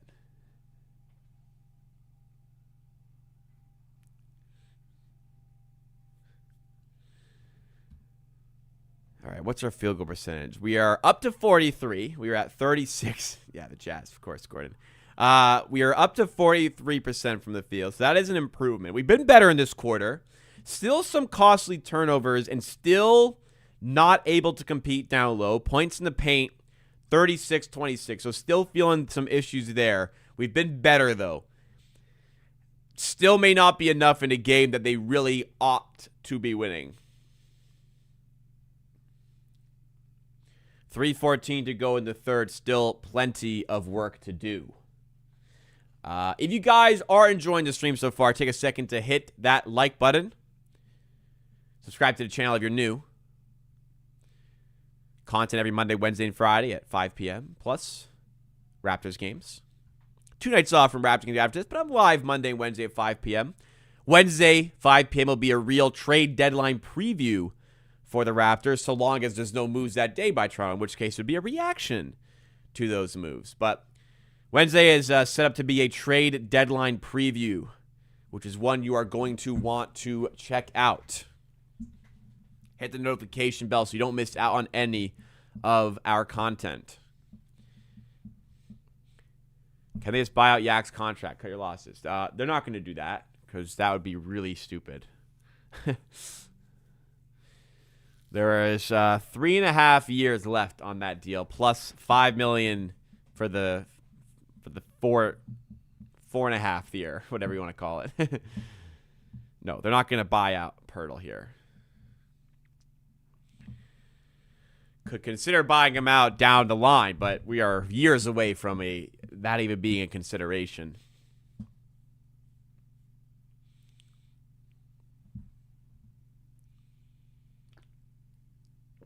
We are stuck with Pirtle, yes. The best thing that could happen is like the Kings make a dumb trade and take his contract. The best thing that could happen is he comes back, he's healthy, and if he's healthy, he's a really good player, and he helps us win. So that'd be the best case. Otherwise, getting a dumb team like the Kings to trade for him will be best case, because that contract has aged horrifically in just 6 months. If Masai was GM, we already would have gotten Giannis. Masai was GM up until July 1st or so, as Mamu hits a 3 out of timeout. Masai had many chances to get Giannis and didn't get him. Like, I don't think Masai would have been situated to be any different with Masai right now.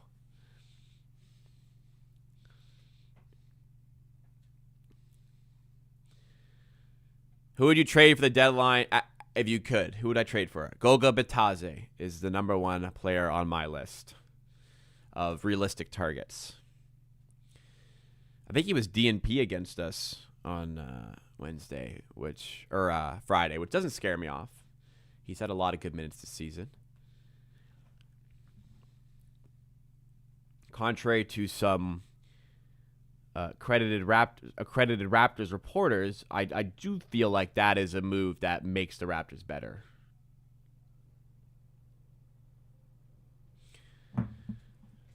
Markkanen ties a game at 78 at the line. Raptors pushing forward again. Barnes, they beat the press, and then Barnes turns it over. Awesome.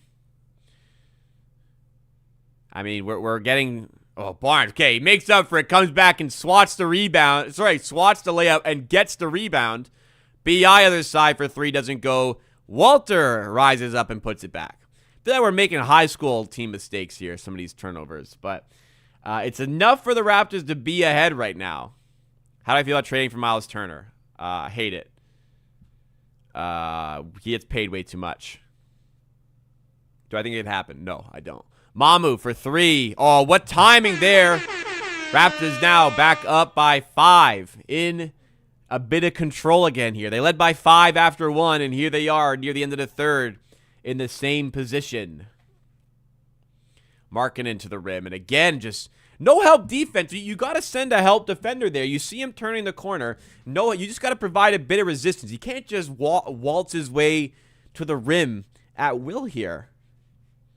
Mamu's probably got 3 threes tonight. Should have waited till BI. He's an all. I mean, better to hear from you than someone in the crowd or somewhere else. Just let him know. NBA. I mean, the NBA. I think it's pretty. I think it's egregious by the NBA to announce that during the games. Like, this should be taken care of an hour before any game gets started on the schedule for the day. Because why the hell does Brandon Ingram need to find out on the bench in the first quarter he didn't make the All-Star game? right? That's so stupid. You should know before, or you announce it after all the games. You don't announce that during the games for people. It's a big deal. Here is BI. Mihailovic defending. Go to work, man. Fade away 2. No good, and Markkanen hauls down the rebound. Markkanen to Nurkic.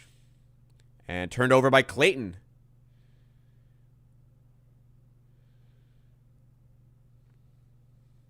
Clayton wants a challenge. Will Hardy not obliging, so the Raptors keep that 3-point lead and have the ball. 3-pointer in the corner. Blocked by Nurkic. But a foul's called. Didn't give him a landing space. Trade or keep RJ. At this point, keep him. He's a good player.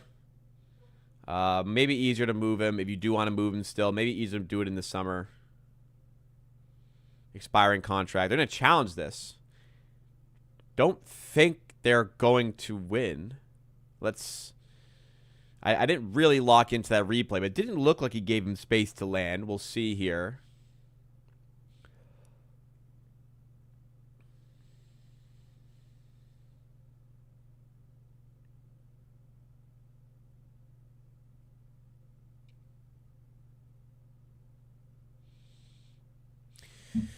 So hopefully we get a replay of this.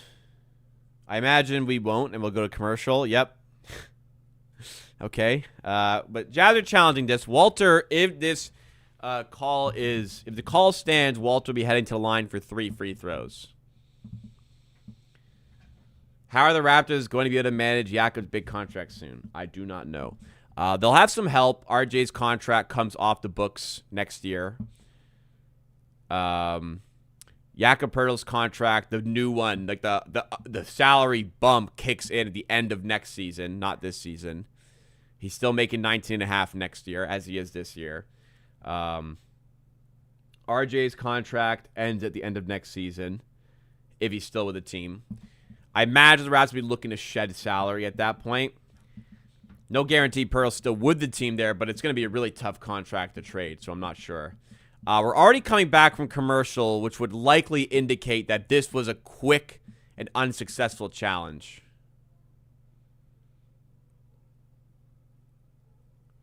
I don't see them winning that. So they lose the challenge. That was a very poor challenge. That was quick. I mean, that's a bad challenge. If they're that quick, they look at it and go, yeah, that's obviously still a foul, man.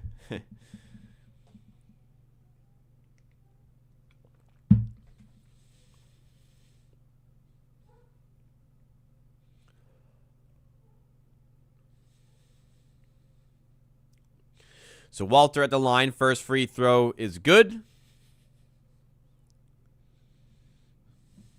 I think Walter's having a decent game here. Not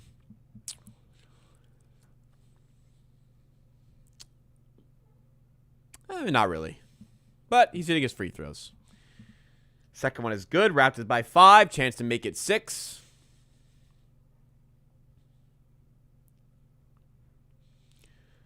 And all 3 are good. Raptors lead 86-80.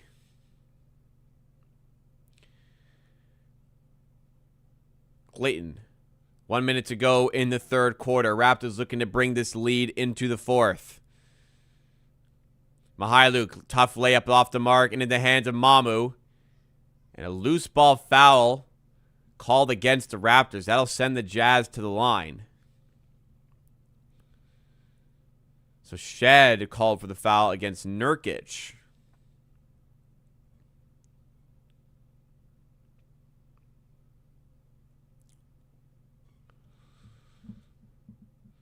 Nurkic's first free throw is good. He missed both, I think, earlier in the game. Missed on a trip.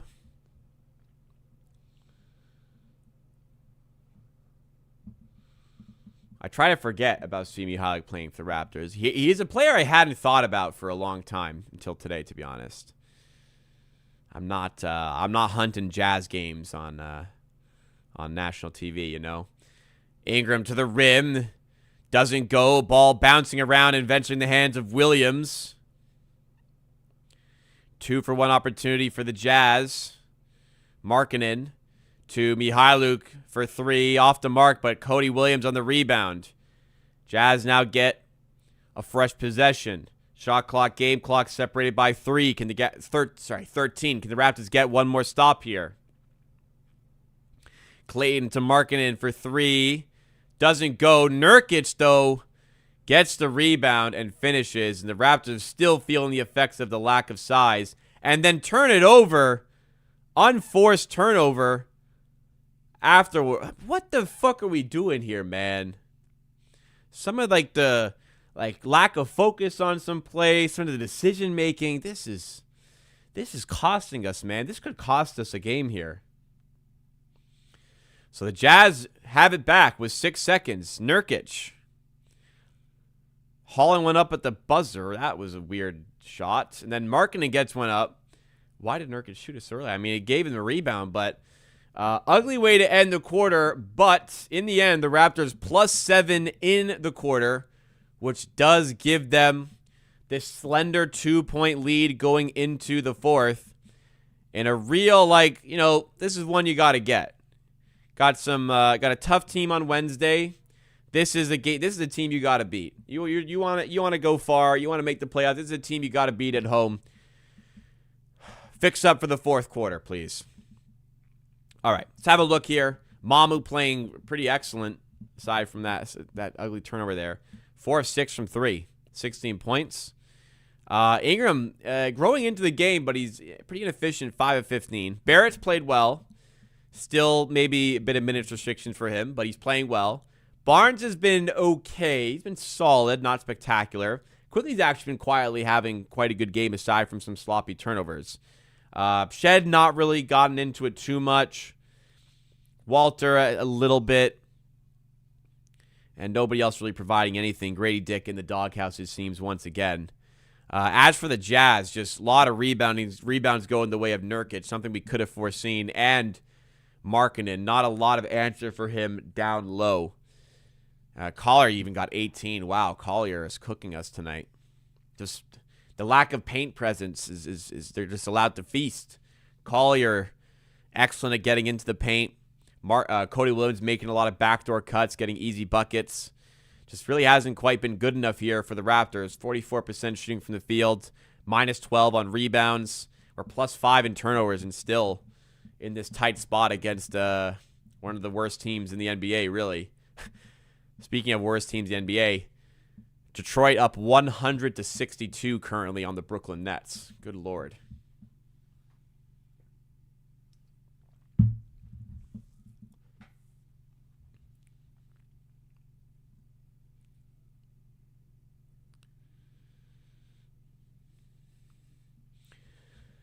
Time to show up, man. Fourth quarter. This will be a tough one to let go, especially after a couple unfortunate losses.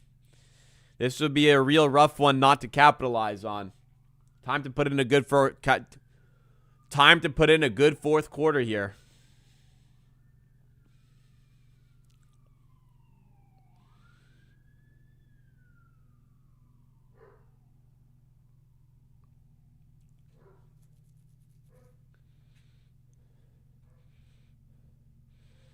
Okay, Jazz with the ball. Here we go. Great quarter from the Raptors. 35-28 advantage there. They've got Barnes, Shed, Grady back in the game, Mamu, and RJ on the floor as Love muscles his way to the rim. Mamu does the job on the glass. Jazz going with Bailey, Clayton, Williams, Love, and Filipowski. Nice pass from Shed. What a feed, and Mamu is up to 18 points. Great stuff there by two of the most reliable bench options for the Raptors. Filipowski cut off by Barnes. Ooh, just gets the pass out to Bailey. Down low to Love on the backdoor cut. And again, these backdoor cuts, man. Too easy. Too easy there. RJ not checking his shoulder. Grady. They've got a mismatch with Barnes. Nice pass into him. And then he He airs that pass out to Mamu. It's another turnover by the Raptors.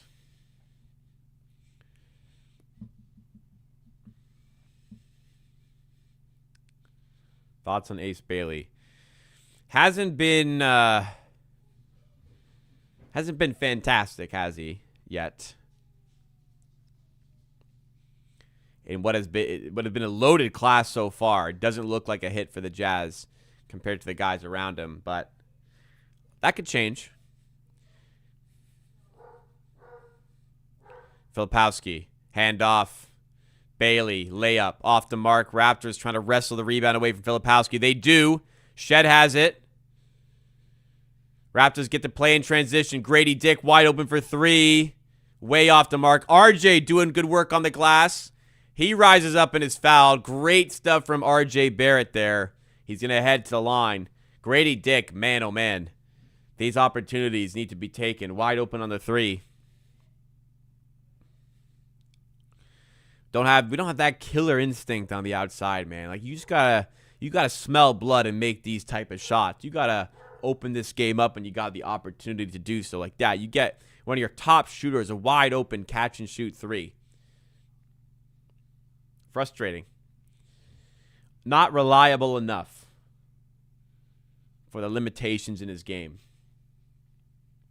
And hence why he struggles for minutes. Yeah, you do want to give the guy minutes, confidence, good runway, platform, but if he's not producing, it's tough to have him on the floor as well. That's the thing. Clayton on the ball for the Jazz. Going past Shed. Kicking out to Love. He's going to fire away the three. No good. Rebound. Tipped out for a Raptor ball. Grady and RJ were up there challenging. RJ trying to get it in fast. And then Mamu commits the offensive foul. This fucking guy, man.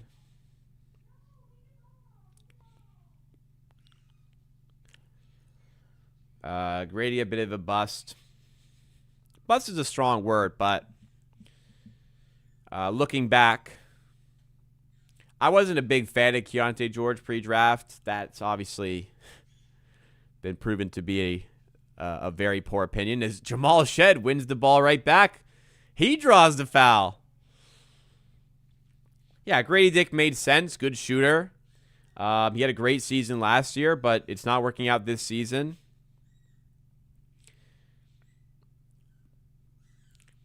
I could see why they opted not to go for a player like Keontae George and go in the direction of Grady Dick instead. There were worse players they could have taken there. Barrett for three. Like around them, the Hawks took that guard who's like out of the league now. I was really interested in him at 13. The one that guy I was so mad when Case and Wallace got taken. I really wanted him. I forget who the Hawks took that year. I think he went like 15th. I could look it up, but I'm watching. Clayton to the rim, loses it. Raptors in transition with Barnes. Off to Mamu. Charge. Get this guy out of here, man. I'm sick of these fucking brain dead plays. Nah, he's having a good game. But some of these mistakes, like you telegraphed that run the whole way. Of course he's going to step in front and draw a charge. No, not Jalen Johnson. Jalen Johnson's very good.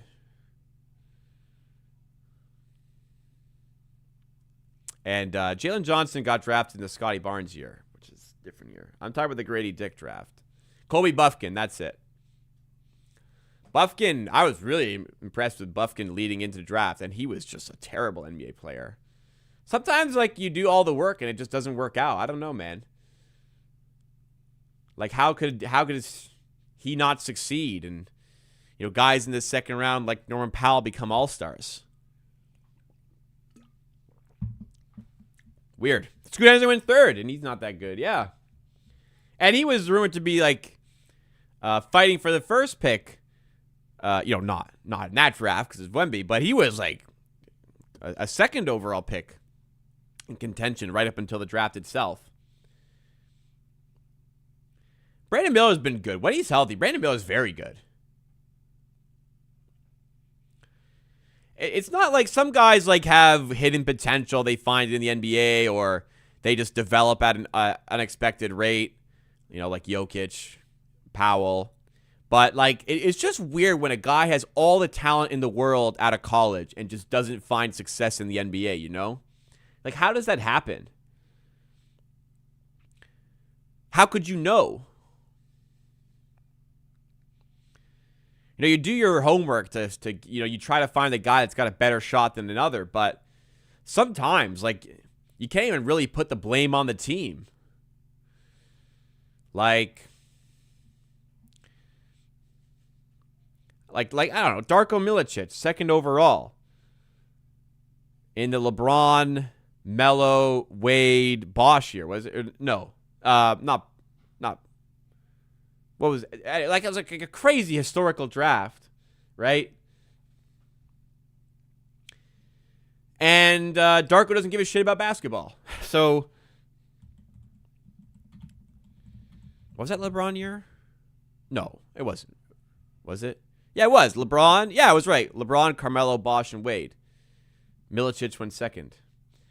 Guy just did not care about basketball, right? 92-88. Anyways, let's not worry about that. Hopefully your streak of shutouts game discussed we snap tonight. It certainly looks that way. Quickly open for three. Come on. There we go. There we go. Manuel Quickly for three. OKC still have a really high pick who hasn't played yet. Well, they drafted him knowing he was injured for the season, and then he got freaking cancer. Like, that's nothing you can do about it. Fortunately, you can't predict a guy getting cancer on your team. That's crazy. I think he's recovered now. I could be wrong, but I'm pretty sure he's beaten it, which is excellent. Anyways, that's opened the game up to a 7-point game, 95-88.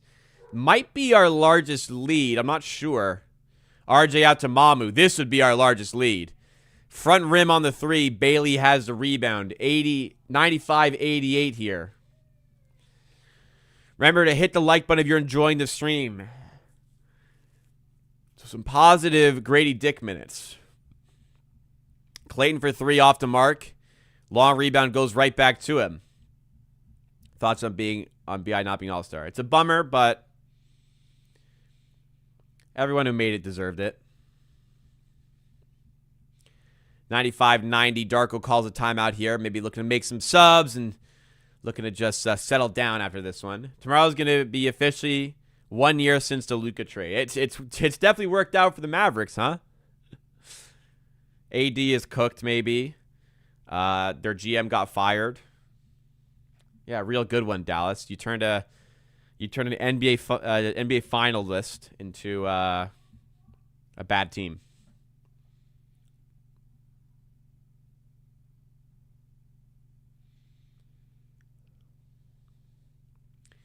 All right, well, we're commercial. I need to check on the status of Victor Wembanyama because he's in my fantasy team, and if he's... Oh, look at that, 25 seconds ago. Victor Wembanyama available to play. So I will be starting him in my fantasy team. Because no matter what minute restriction he's on, he'll be just fine. Diego Harrison, I feel like I've done a pretty good job. He made even before the finals run, he made some bad moves. Like, that team should have been way better off. He consistently made bad moves that put the Mavericks in worse positions. None worse than that one, of course, but it was a lineup of negative moves that have put the team in this position here. None worse than the worst trade in NBA history, but he deserved to get fired. And I think it'll be tough to get another job at the front office. Who the hell wants that?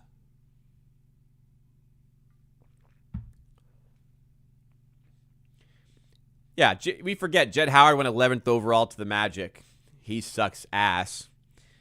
And they reached for him too. Like, they saw something there, and he sucks.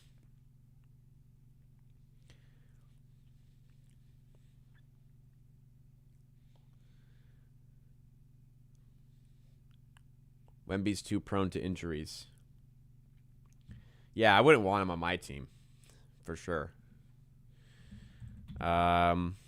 Has he missed a game recently? I don't think he's missed a game recently. He needs to play when he's healthy because he needs to. He can only miss a couple more. You can only miss 3 more games before he's ineligible for DPOY. Yeah, he's played in every game. 1, 2, 3, 4, 5, 6, 7, 8, 9, 10, 11, 12, 13. He's played the last 13. So he can only miss 3 more before he's ineligible for awards. And I think today would have been a day he doesn't play if it wasn't for the award chase he's doing. I'm a Maverick. Imagine how I feel. Yeah, I feel bad for the fans. But y'all at least got bailed out by the draft lottery to a certain degree.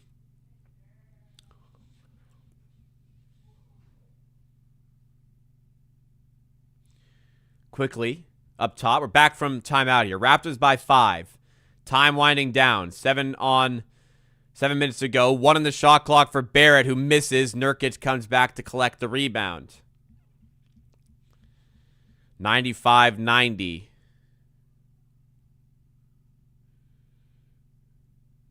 Bailey to Collier. Outside. Corner 3 from Markkanen. Way off. Barrett has it. Push the pace here. Ingram having to slow it down now. Jazz recover. Down low to Murray Boyles. Back to Ingram. Mihailuk the defender.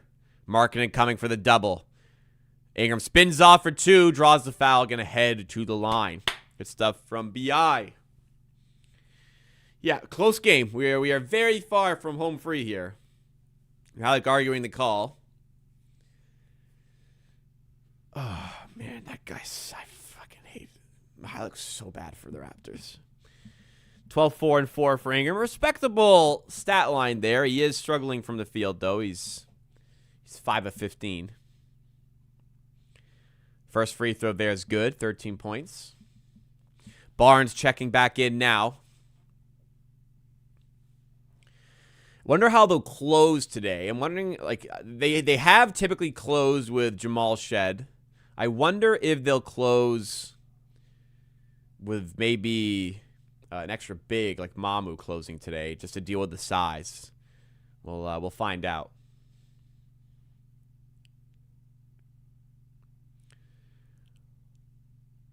Collier, layup is off, but he's fouled by Quickly. We're just struggling to deal with the paint presence of the guys like Collier, who is balling tonight. Collier has got, I think, 18 points.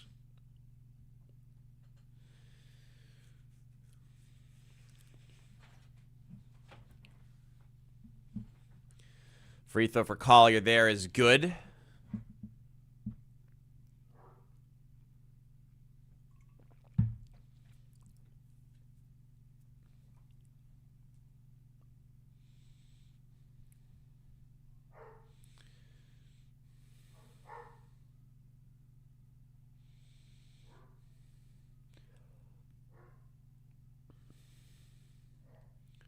RJ. Opposite side to Ingram. Markkanen defending. Ingram to IQ.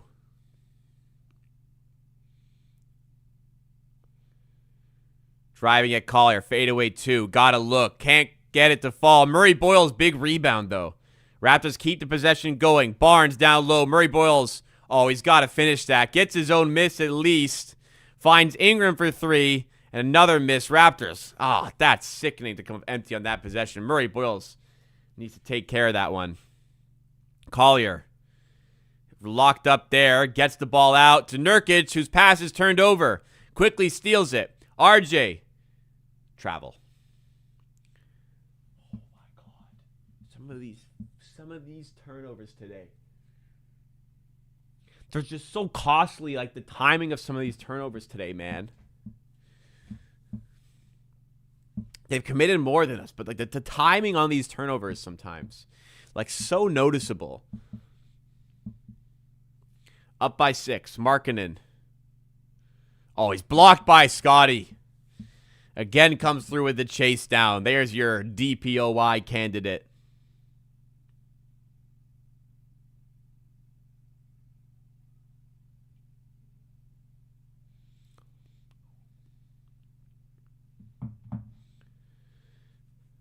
crash out.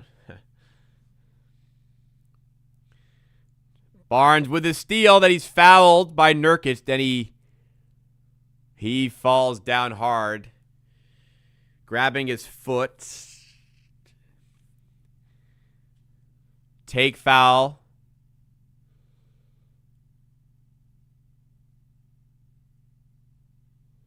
And ooh, they're not happy with Nurkic here. And Barnes he's putting a bit of pressure. He's walking gingerly. He's putting pressure on it, thankfully.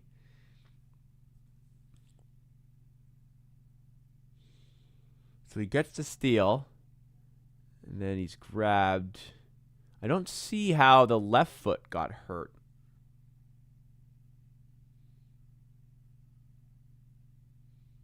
Oh, he kind of kicked his own ankle there. So it looked like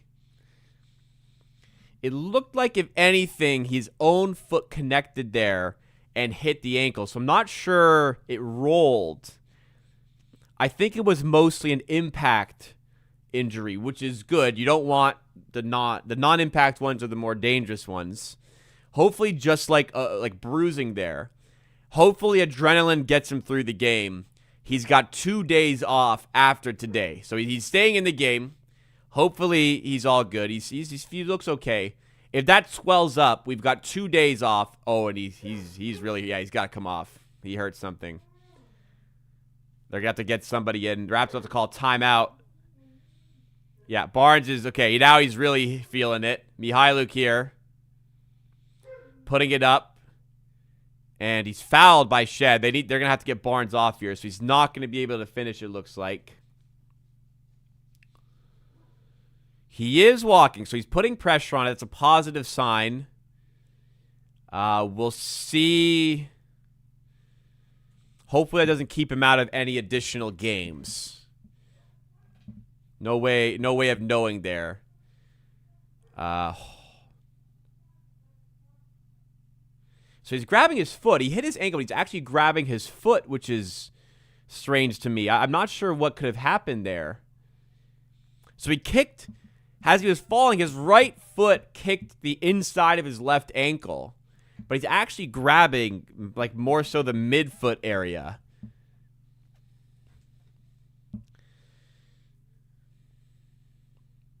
So I'm not really sure what happened.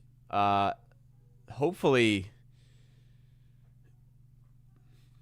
he come back in today. Hopefully he doesn't miss any more time after today if he doesn't come back in.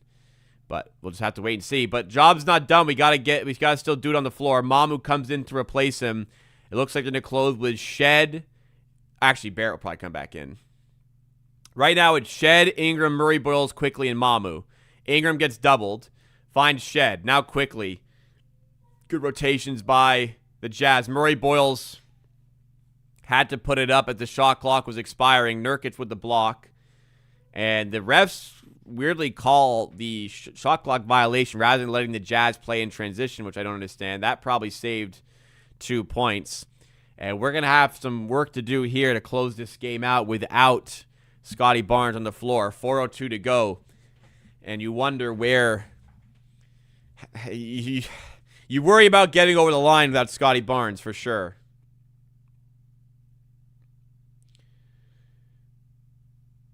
(98-93), Markkanen. Now Collier in the corner. CB Hyluk for three. No good. Rebound to Ingram. Good rebounding. Pushing the pace now. Ingram.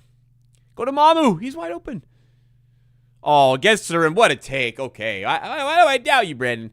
What a take by Ingram. He lays it in and extends the lead. Rack up these points, man. You need to give yourself a cushion here. Nurkic at the rim. Misses the layup. Good defense by Ingram. Ingram stepping up in the clutch here. Shed to Mamu. Nice up fake. Reverse layup. Raptors by 9. I think that's their largest lead of the game. Great sequence. Just as that Mihailuk 3 went up to make it a 2-point game, the Raptors with 4 quick points other side. And here they are, up 9. 3:05 to go. Closing time. Get the job done, man.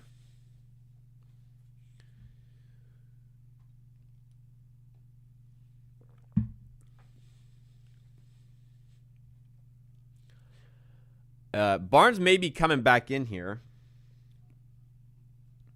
So Underdog NBA said he's heading to the locker room. He did not, I don't think he went to the locker room.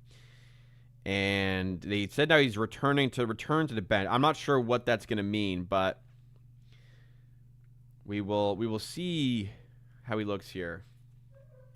What a sequence by Ingram, by the way. Gets the tough bucket, and then other side disrupts the Yusuf Nurkic shot for a miss.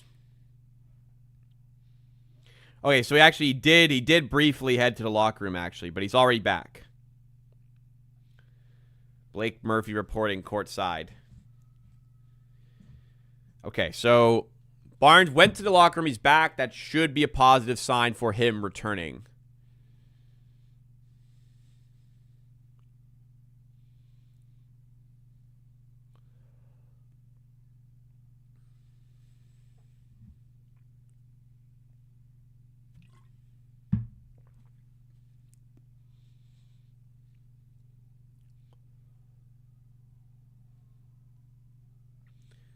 I haven't seen any illegal defense from Nurkic today, to be honest. I haven't seen any, 3 in the key violations. I'll look out for it here, I guess.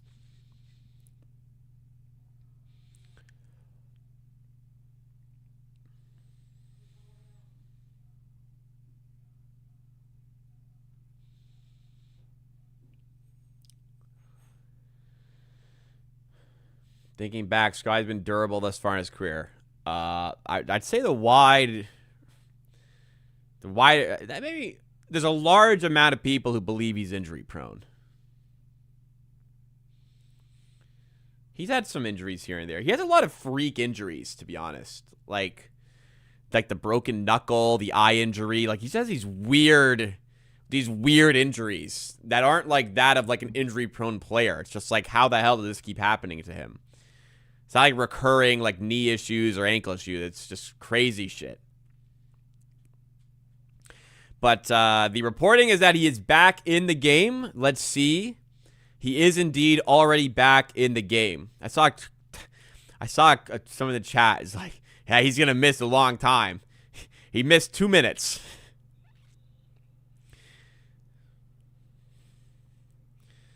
So good to have him back. Let's get the job done here and finish this game off. 5 in the shot clock. Nurkic backing down Mamu. Up with the right. No good. Markkanen tips it in. You got the miss. You got the miss. Weren't able to make use of it. Raptors slowing the game down. Not sure this is always the right play from the Raptors. They're at their best when they're playing with pace. I know the clock is down, but you still need to score here. You can't just pray for the game to end. You got to keep scoring. Ingram, what the hell did he just do there? Kick out to Quickly. Driving, finds Shed for 3 over top of Nurkic. Off to mark. Quickly has the miss. Dribbles back out, finds Ingram. Raptors going to use more of the clock here. You're already in the half court. You may as well use the clock now. 5 in the shot clock. Ingram's going to have to come up with something. He's been able to do that tonight. Long 2, way off.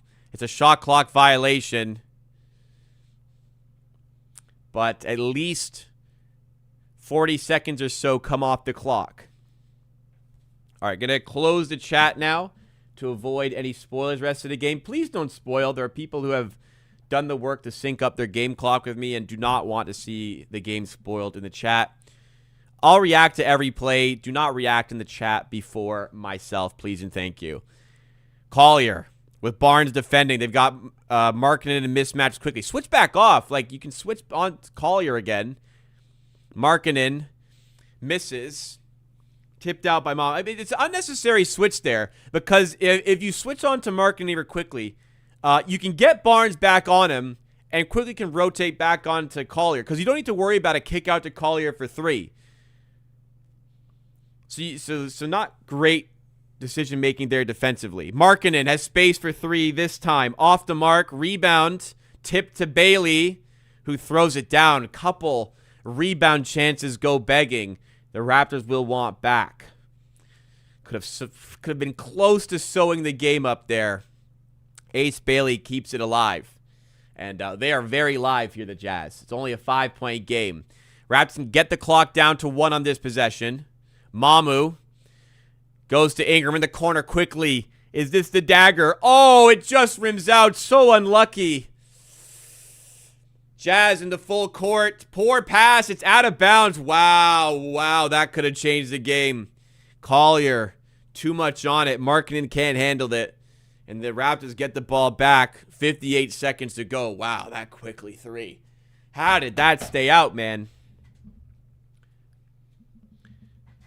Need another score. Need another score here. 10 on the shot clock. Come up with a play. Is the play just Brandon Ingram and pray? Yes, it is. Ingram baseline J. You know, that's a pretty good play sometimes. 7-point game. And the Jazz need something fast. Collier to Markin. Again, a switch. We don't need to switch there. Double comes out to Collier. Watch him make me eat my words. No, he misses. That's what I'm talking about. Nurkic hauls in the rebound, though. Good foul by Mamu in the end. But, like, just rebounding. More problems there. That's the thing, man. You can switch off Collier like that. That's what I was trying to say. Wow, Ingram, what a bucket, man. This is why you got him. I keep saying it when he does it. Because he keeps doing it. This is why you got him. You need a tough bucket in the clutch. How many times last season we talk about this type of player not being here? Nurkic getting some work done on his thumb again. Murray Boyle's going to check in. I think just wanting to shore up the rebounding. Probably get shed out. Or I'd say get quickly out here and just get more size for rebounding chances. As Nurkic missed the free throw. Although you do need free throw shooters in right now. So maybe wait till you have to play defense and get Murray Boyles in. Because I'm not trusting him on free throws over some other guys. Oh, well, Murray Boyles is in, so fuck me. Who did he come in for? Probably Mamu? No, Mamu's in as well. They're going, I think they'll call a timeout maybe. Yeah, okay. Just wanted him to rebound that play. Now they call a timeout. Okay, now they can get the lineup that they want in, and they need to inbound and get the ball inbounds and make their free throws.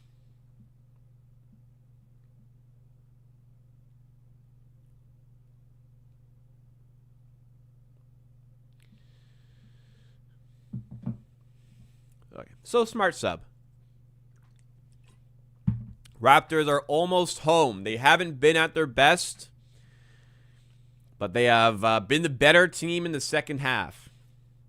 22.5 seconds to finish the job and start the 5-game homestand with a win. The Raptors have not been it's not been happy hunting at home. They've had a lot of misses, a lot of losses at home. They have a positive record at home, but they have a better away record.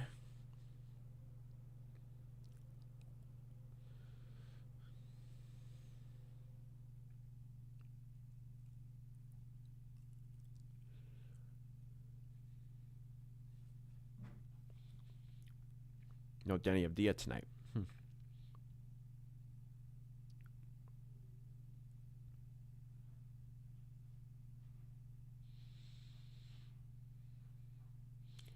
Do I start Hardenstein on a minutes restriction or Wendell Carter?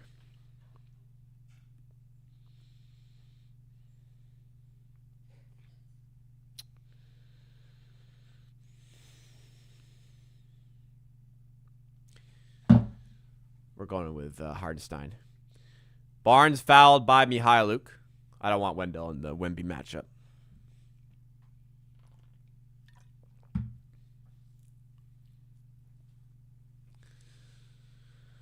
So Barnes moving okay. Murray Boyle's going to check in. Rebounding. Barnes, the foot looks okay. Free throw is good. Big one that gets it to a 3-possession game. And this is just gravy if he can get this one.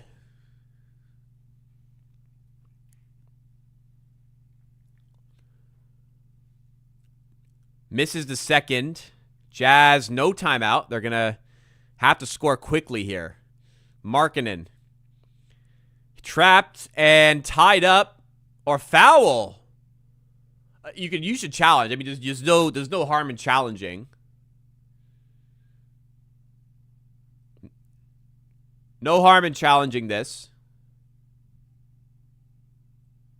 We haven't used it, right? I don't recall.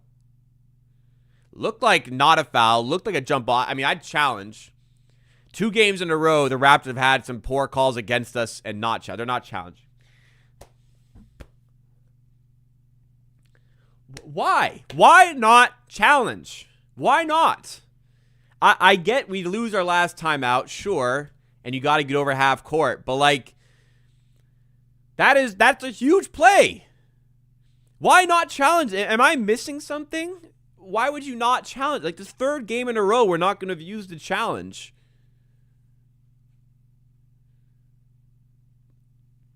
I don't understand, man.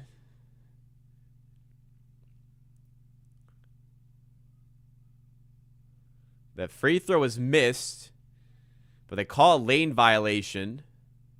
But like, there's a lane violation on every fucking free throw in this league.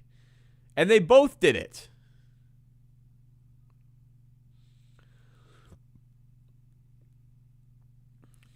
Makes the free throw.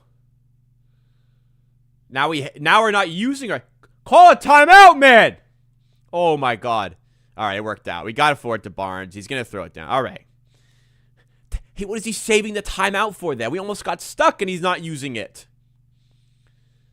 Bailey for 3. No good. Mamu, 1 more rebound. All right. We did it enough. Raptors get over the line and win 107-100. It worked out. 30 and 21 on the season after 51 games. That is good stuff. Raptors, much needed win. Rough couple losses psychologically against the Magic and the Knicks, but they recover and they start their 5-game homestand with a win over the Jazz. A game they needed to win, a game they should win, and they did win. They weren't at their best, but I've seen them play better and lose. So I'm fine with it. They played fine. They played well enough in the second half. They got enough out of guys like Ingram in the clutch. They escape, and they win. And we'll keep it. Barnes avoids, hopefully, an injury there. Mama with 20 points off the bench. Ingram with 19. Barrett with 21. Sky Barnes is an all-star. Not a bad way to end the week, everybody. All right, I'm not going to hang around much. That's it from me. Happy days. We won. Thank you for hanging out with me tonight, guys. Do me a favor on your way out. If you haven't already, make sure you've hit the like button. We've got well over 100 people here. Only 45 likes. Let's definitely get this one up to 50-plus likes before I sign off here. If you're new to the channel, just know I'm live for most Raptors games for watch-alongs like this. And I cover the team news, discussion, chat Monday, Wednesday, and Friday at 5 p.m. Eastern Time, which means tomorrow, 5 p.m., I'll be here. I'll be live. And I hope to see you guys here to talk more Raptors. Trade deadline Thursday this week, so great content on the way. That'll do it again. Thank you, everybody. Enjoy the rest of your Sunday. Have a great week. I'll see you. Have a great start to your week. I will see you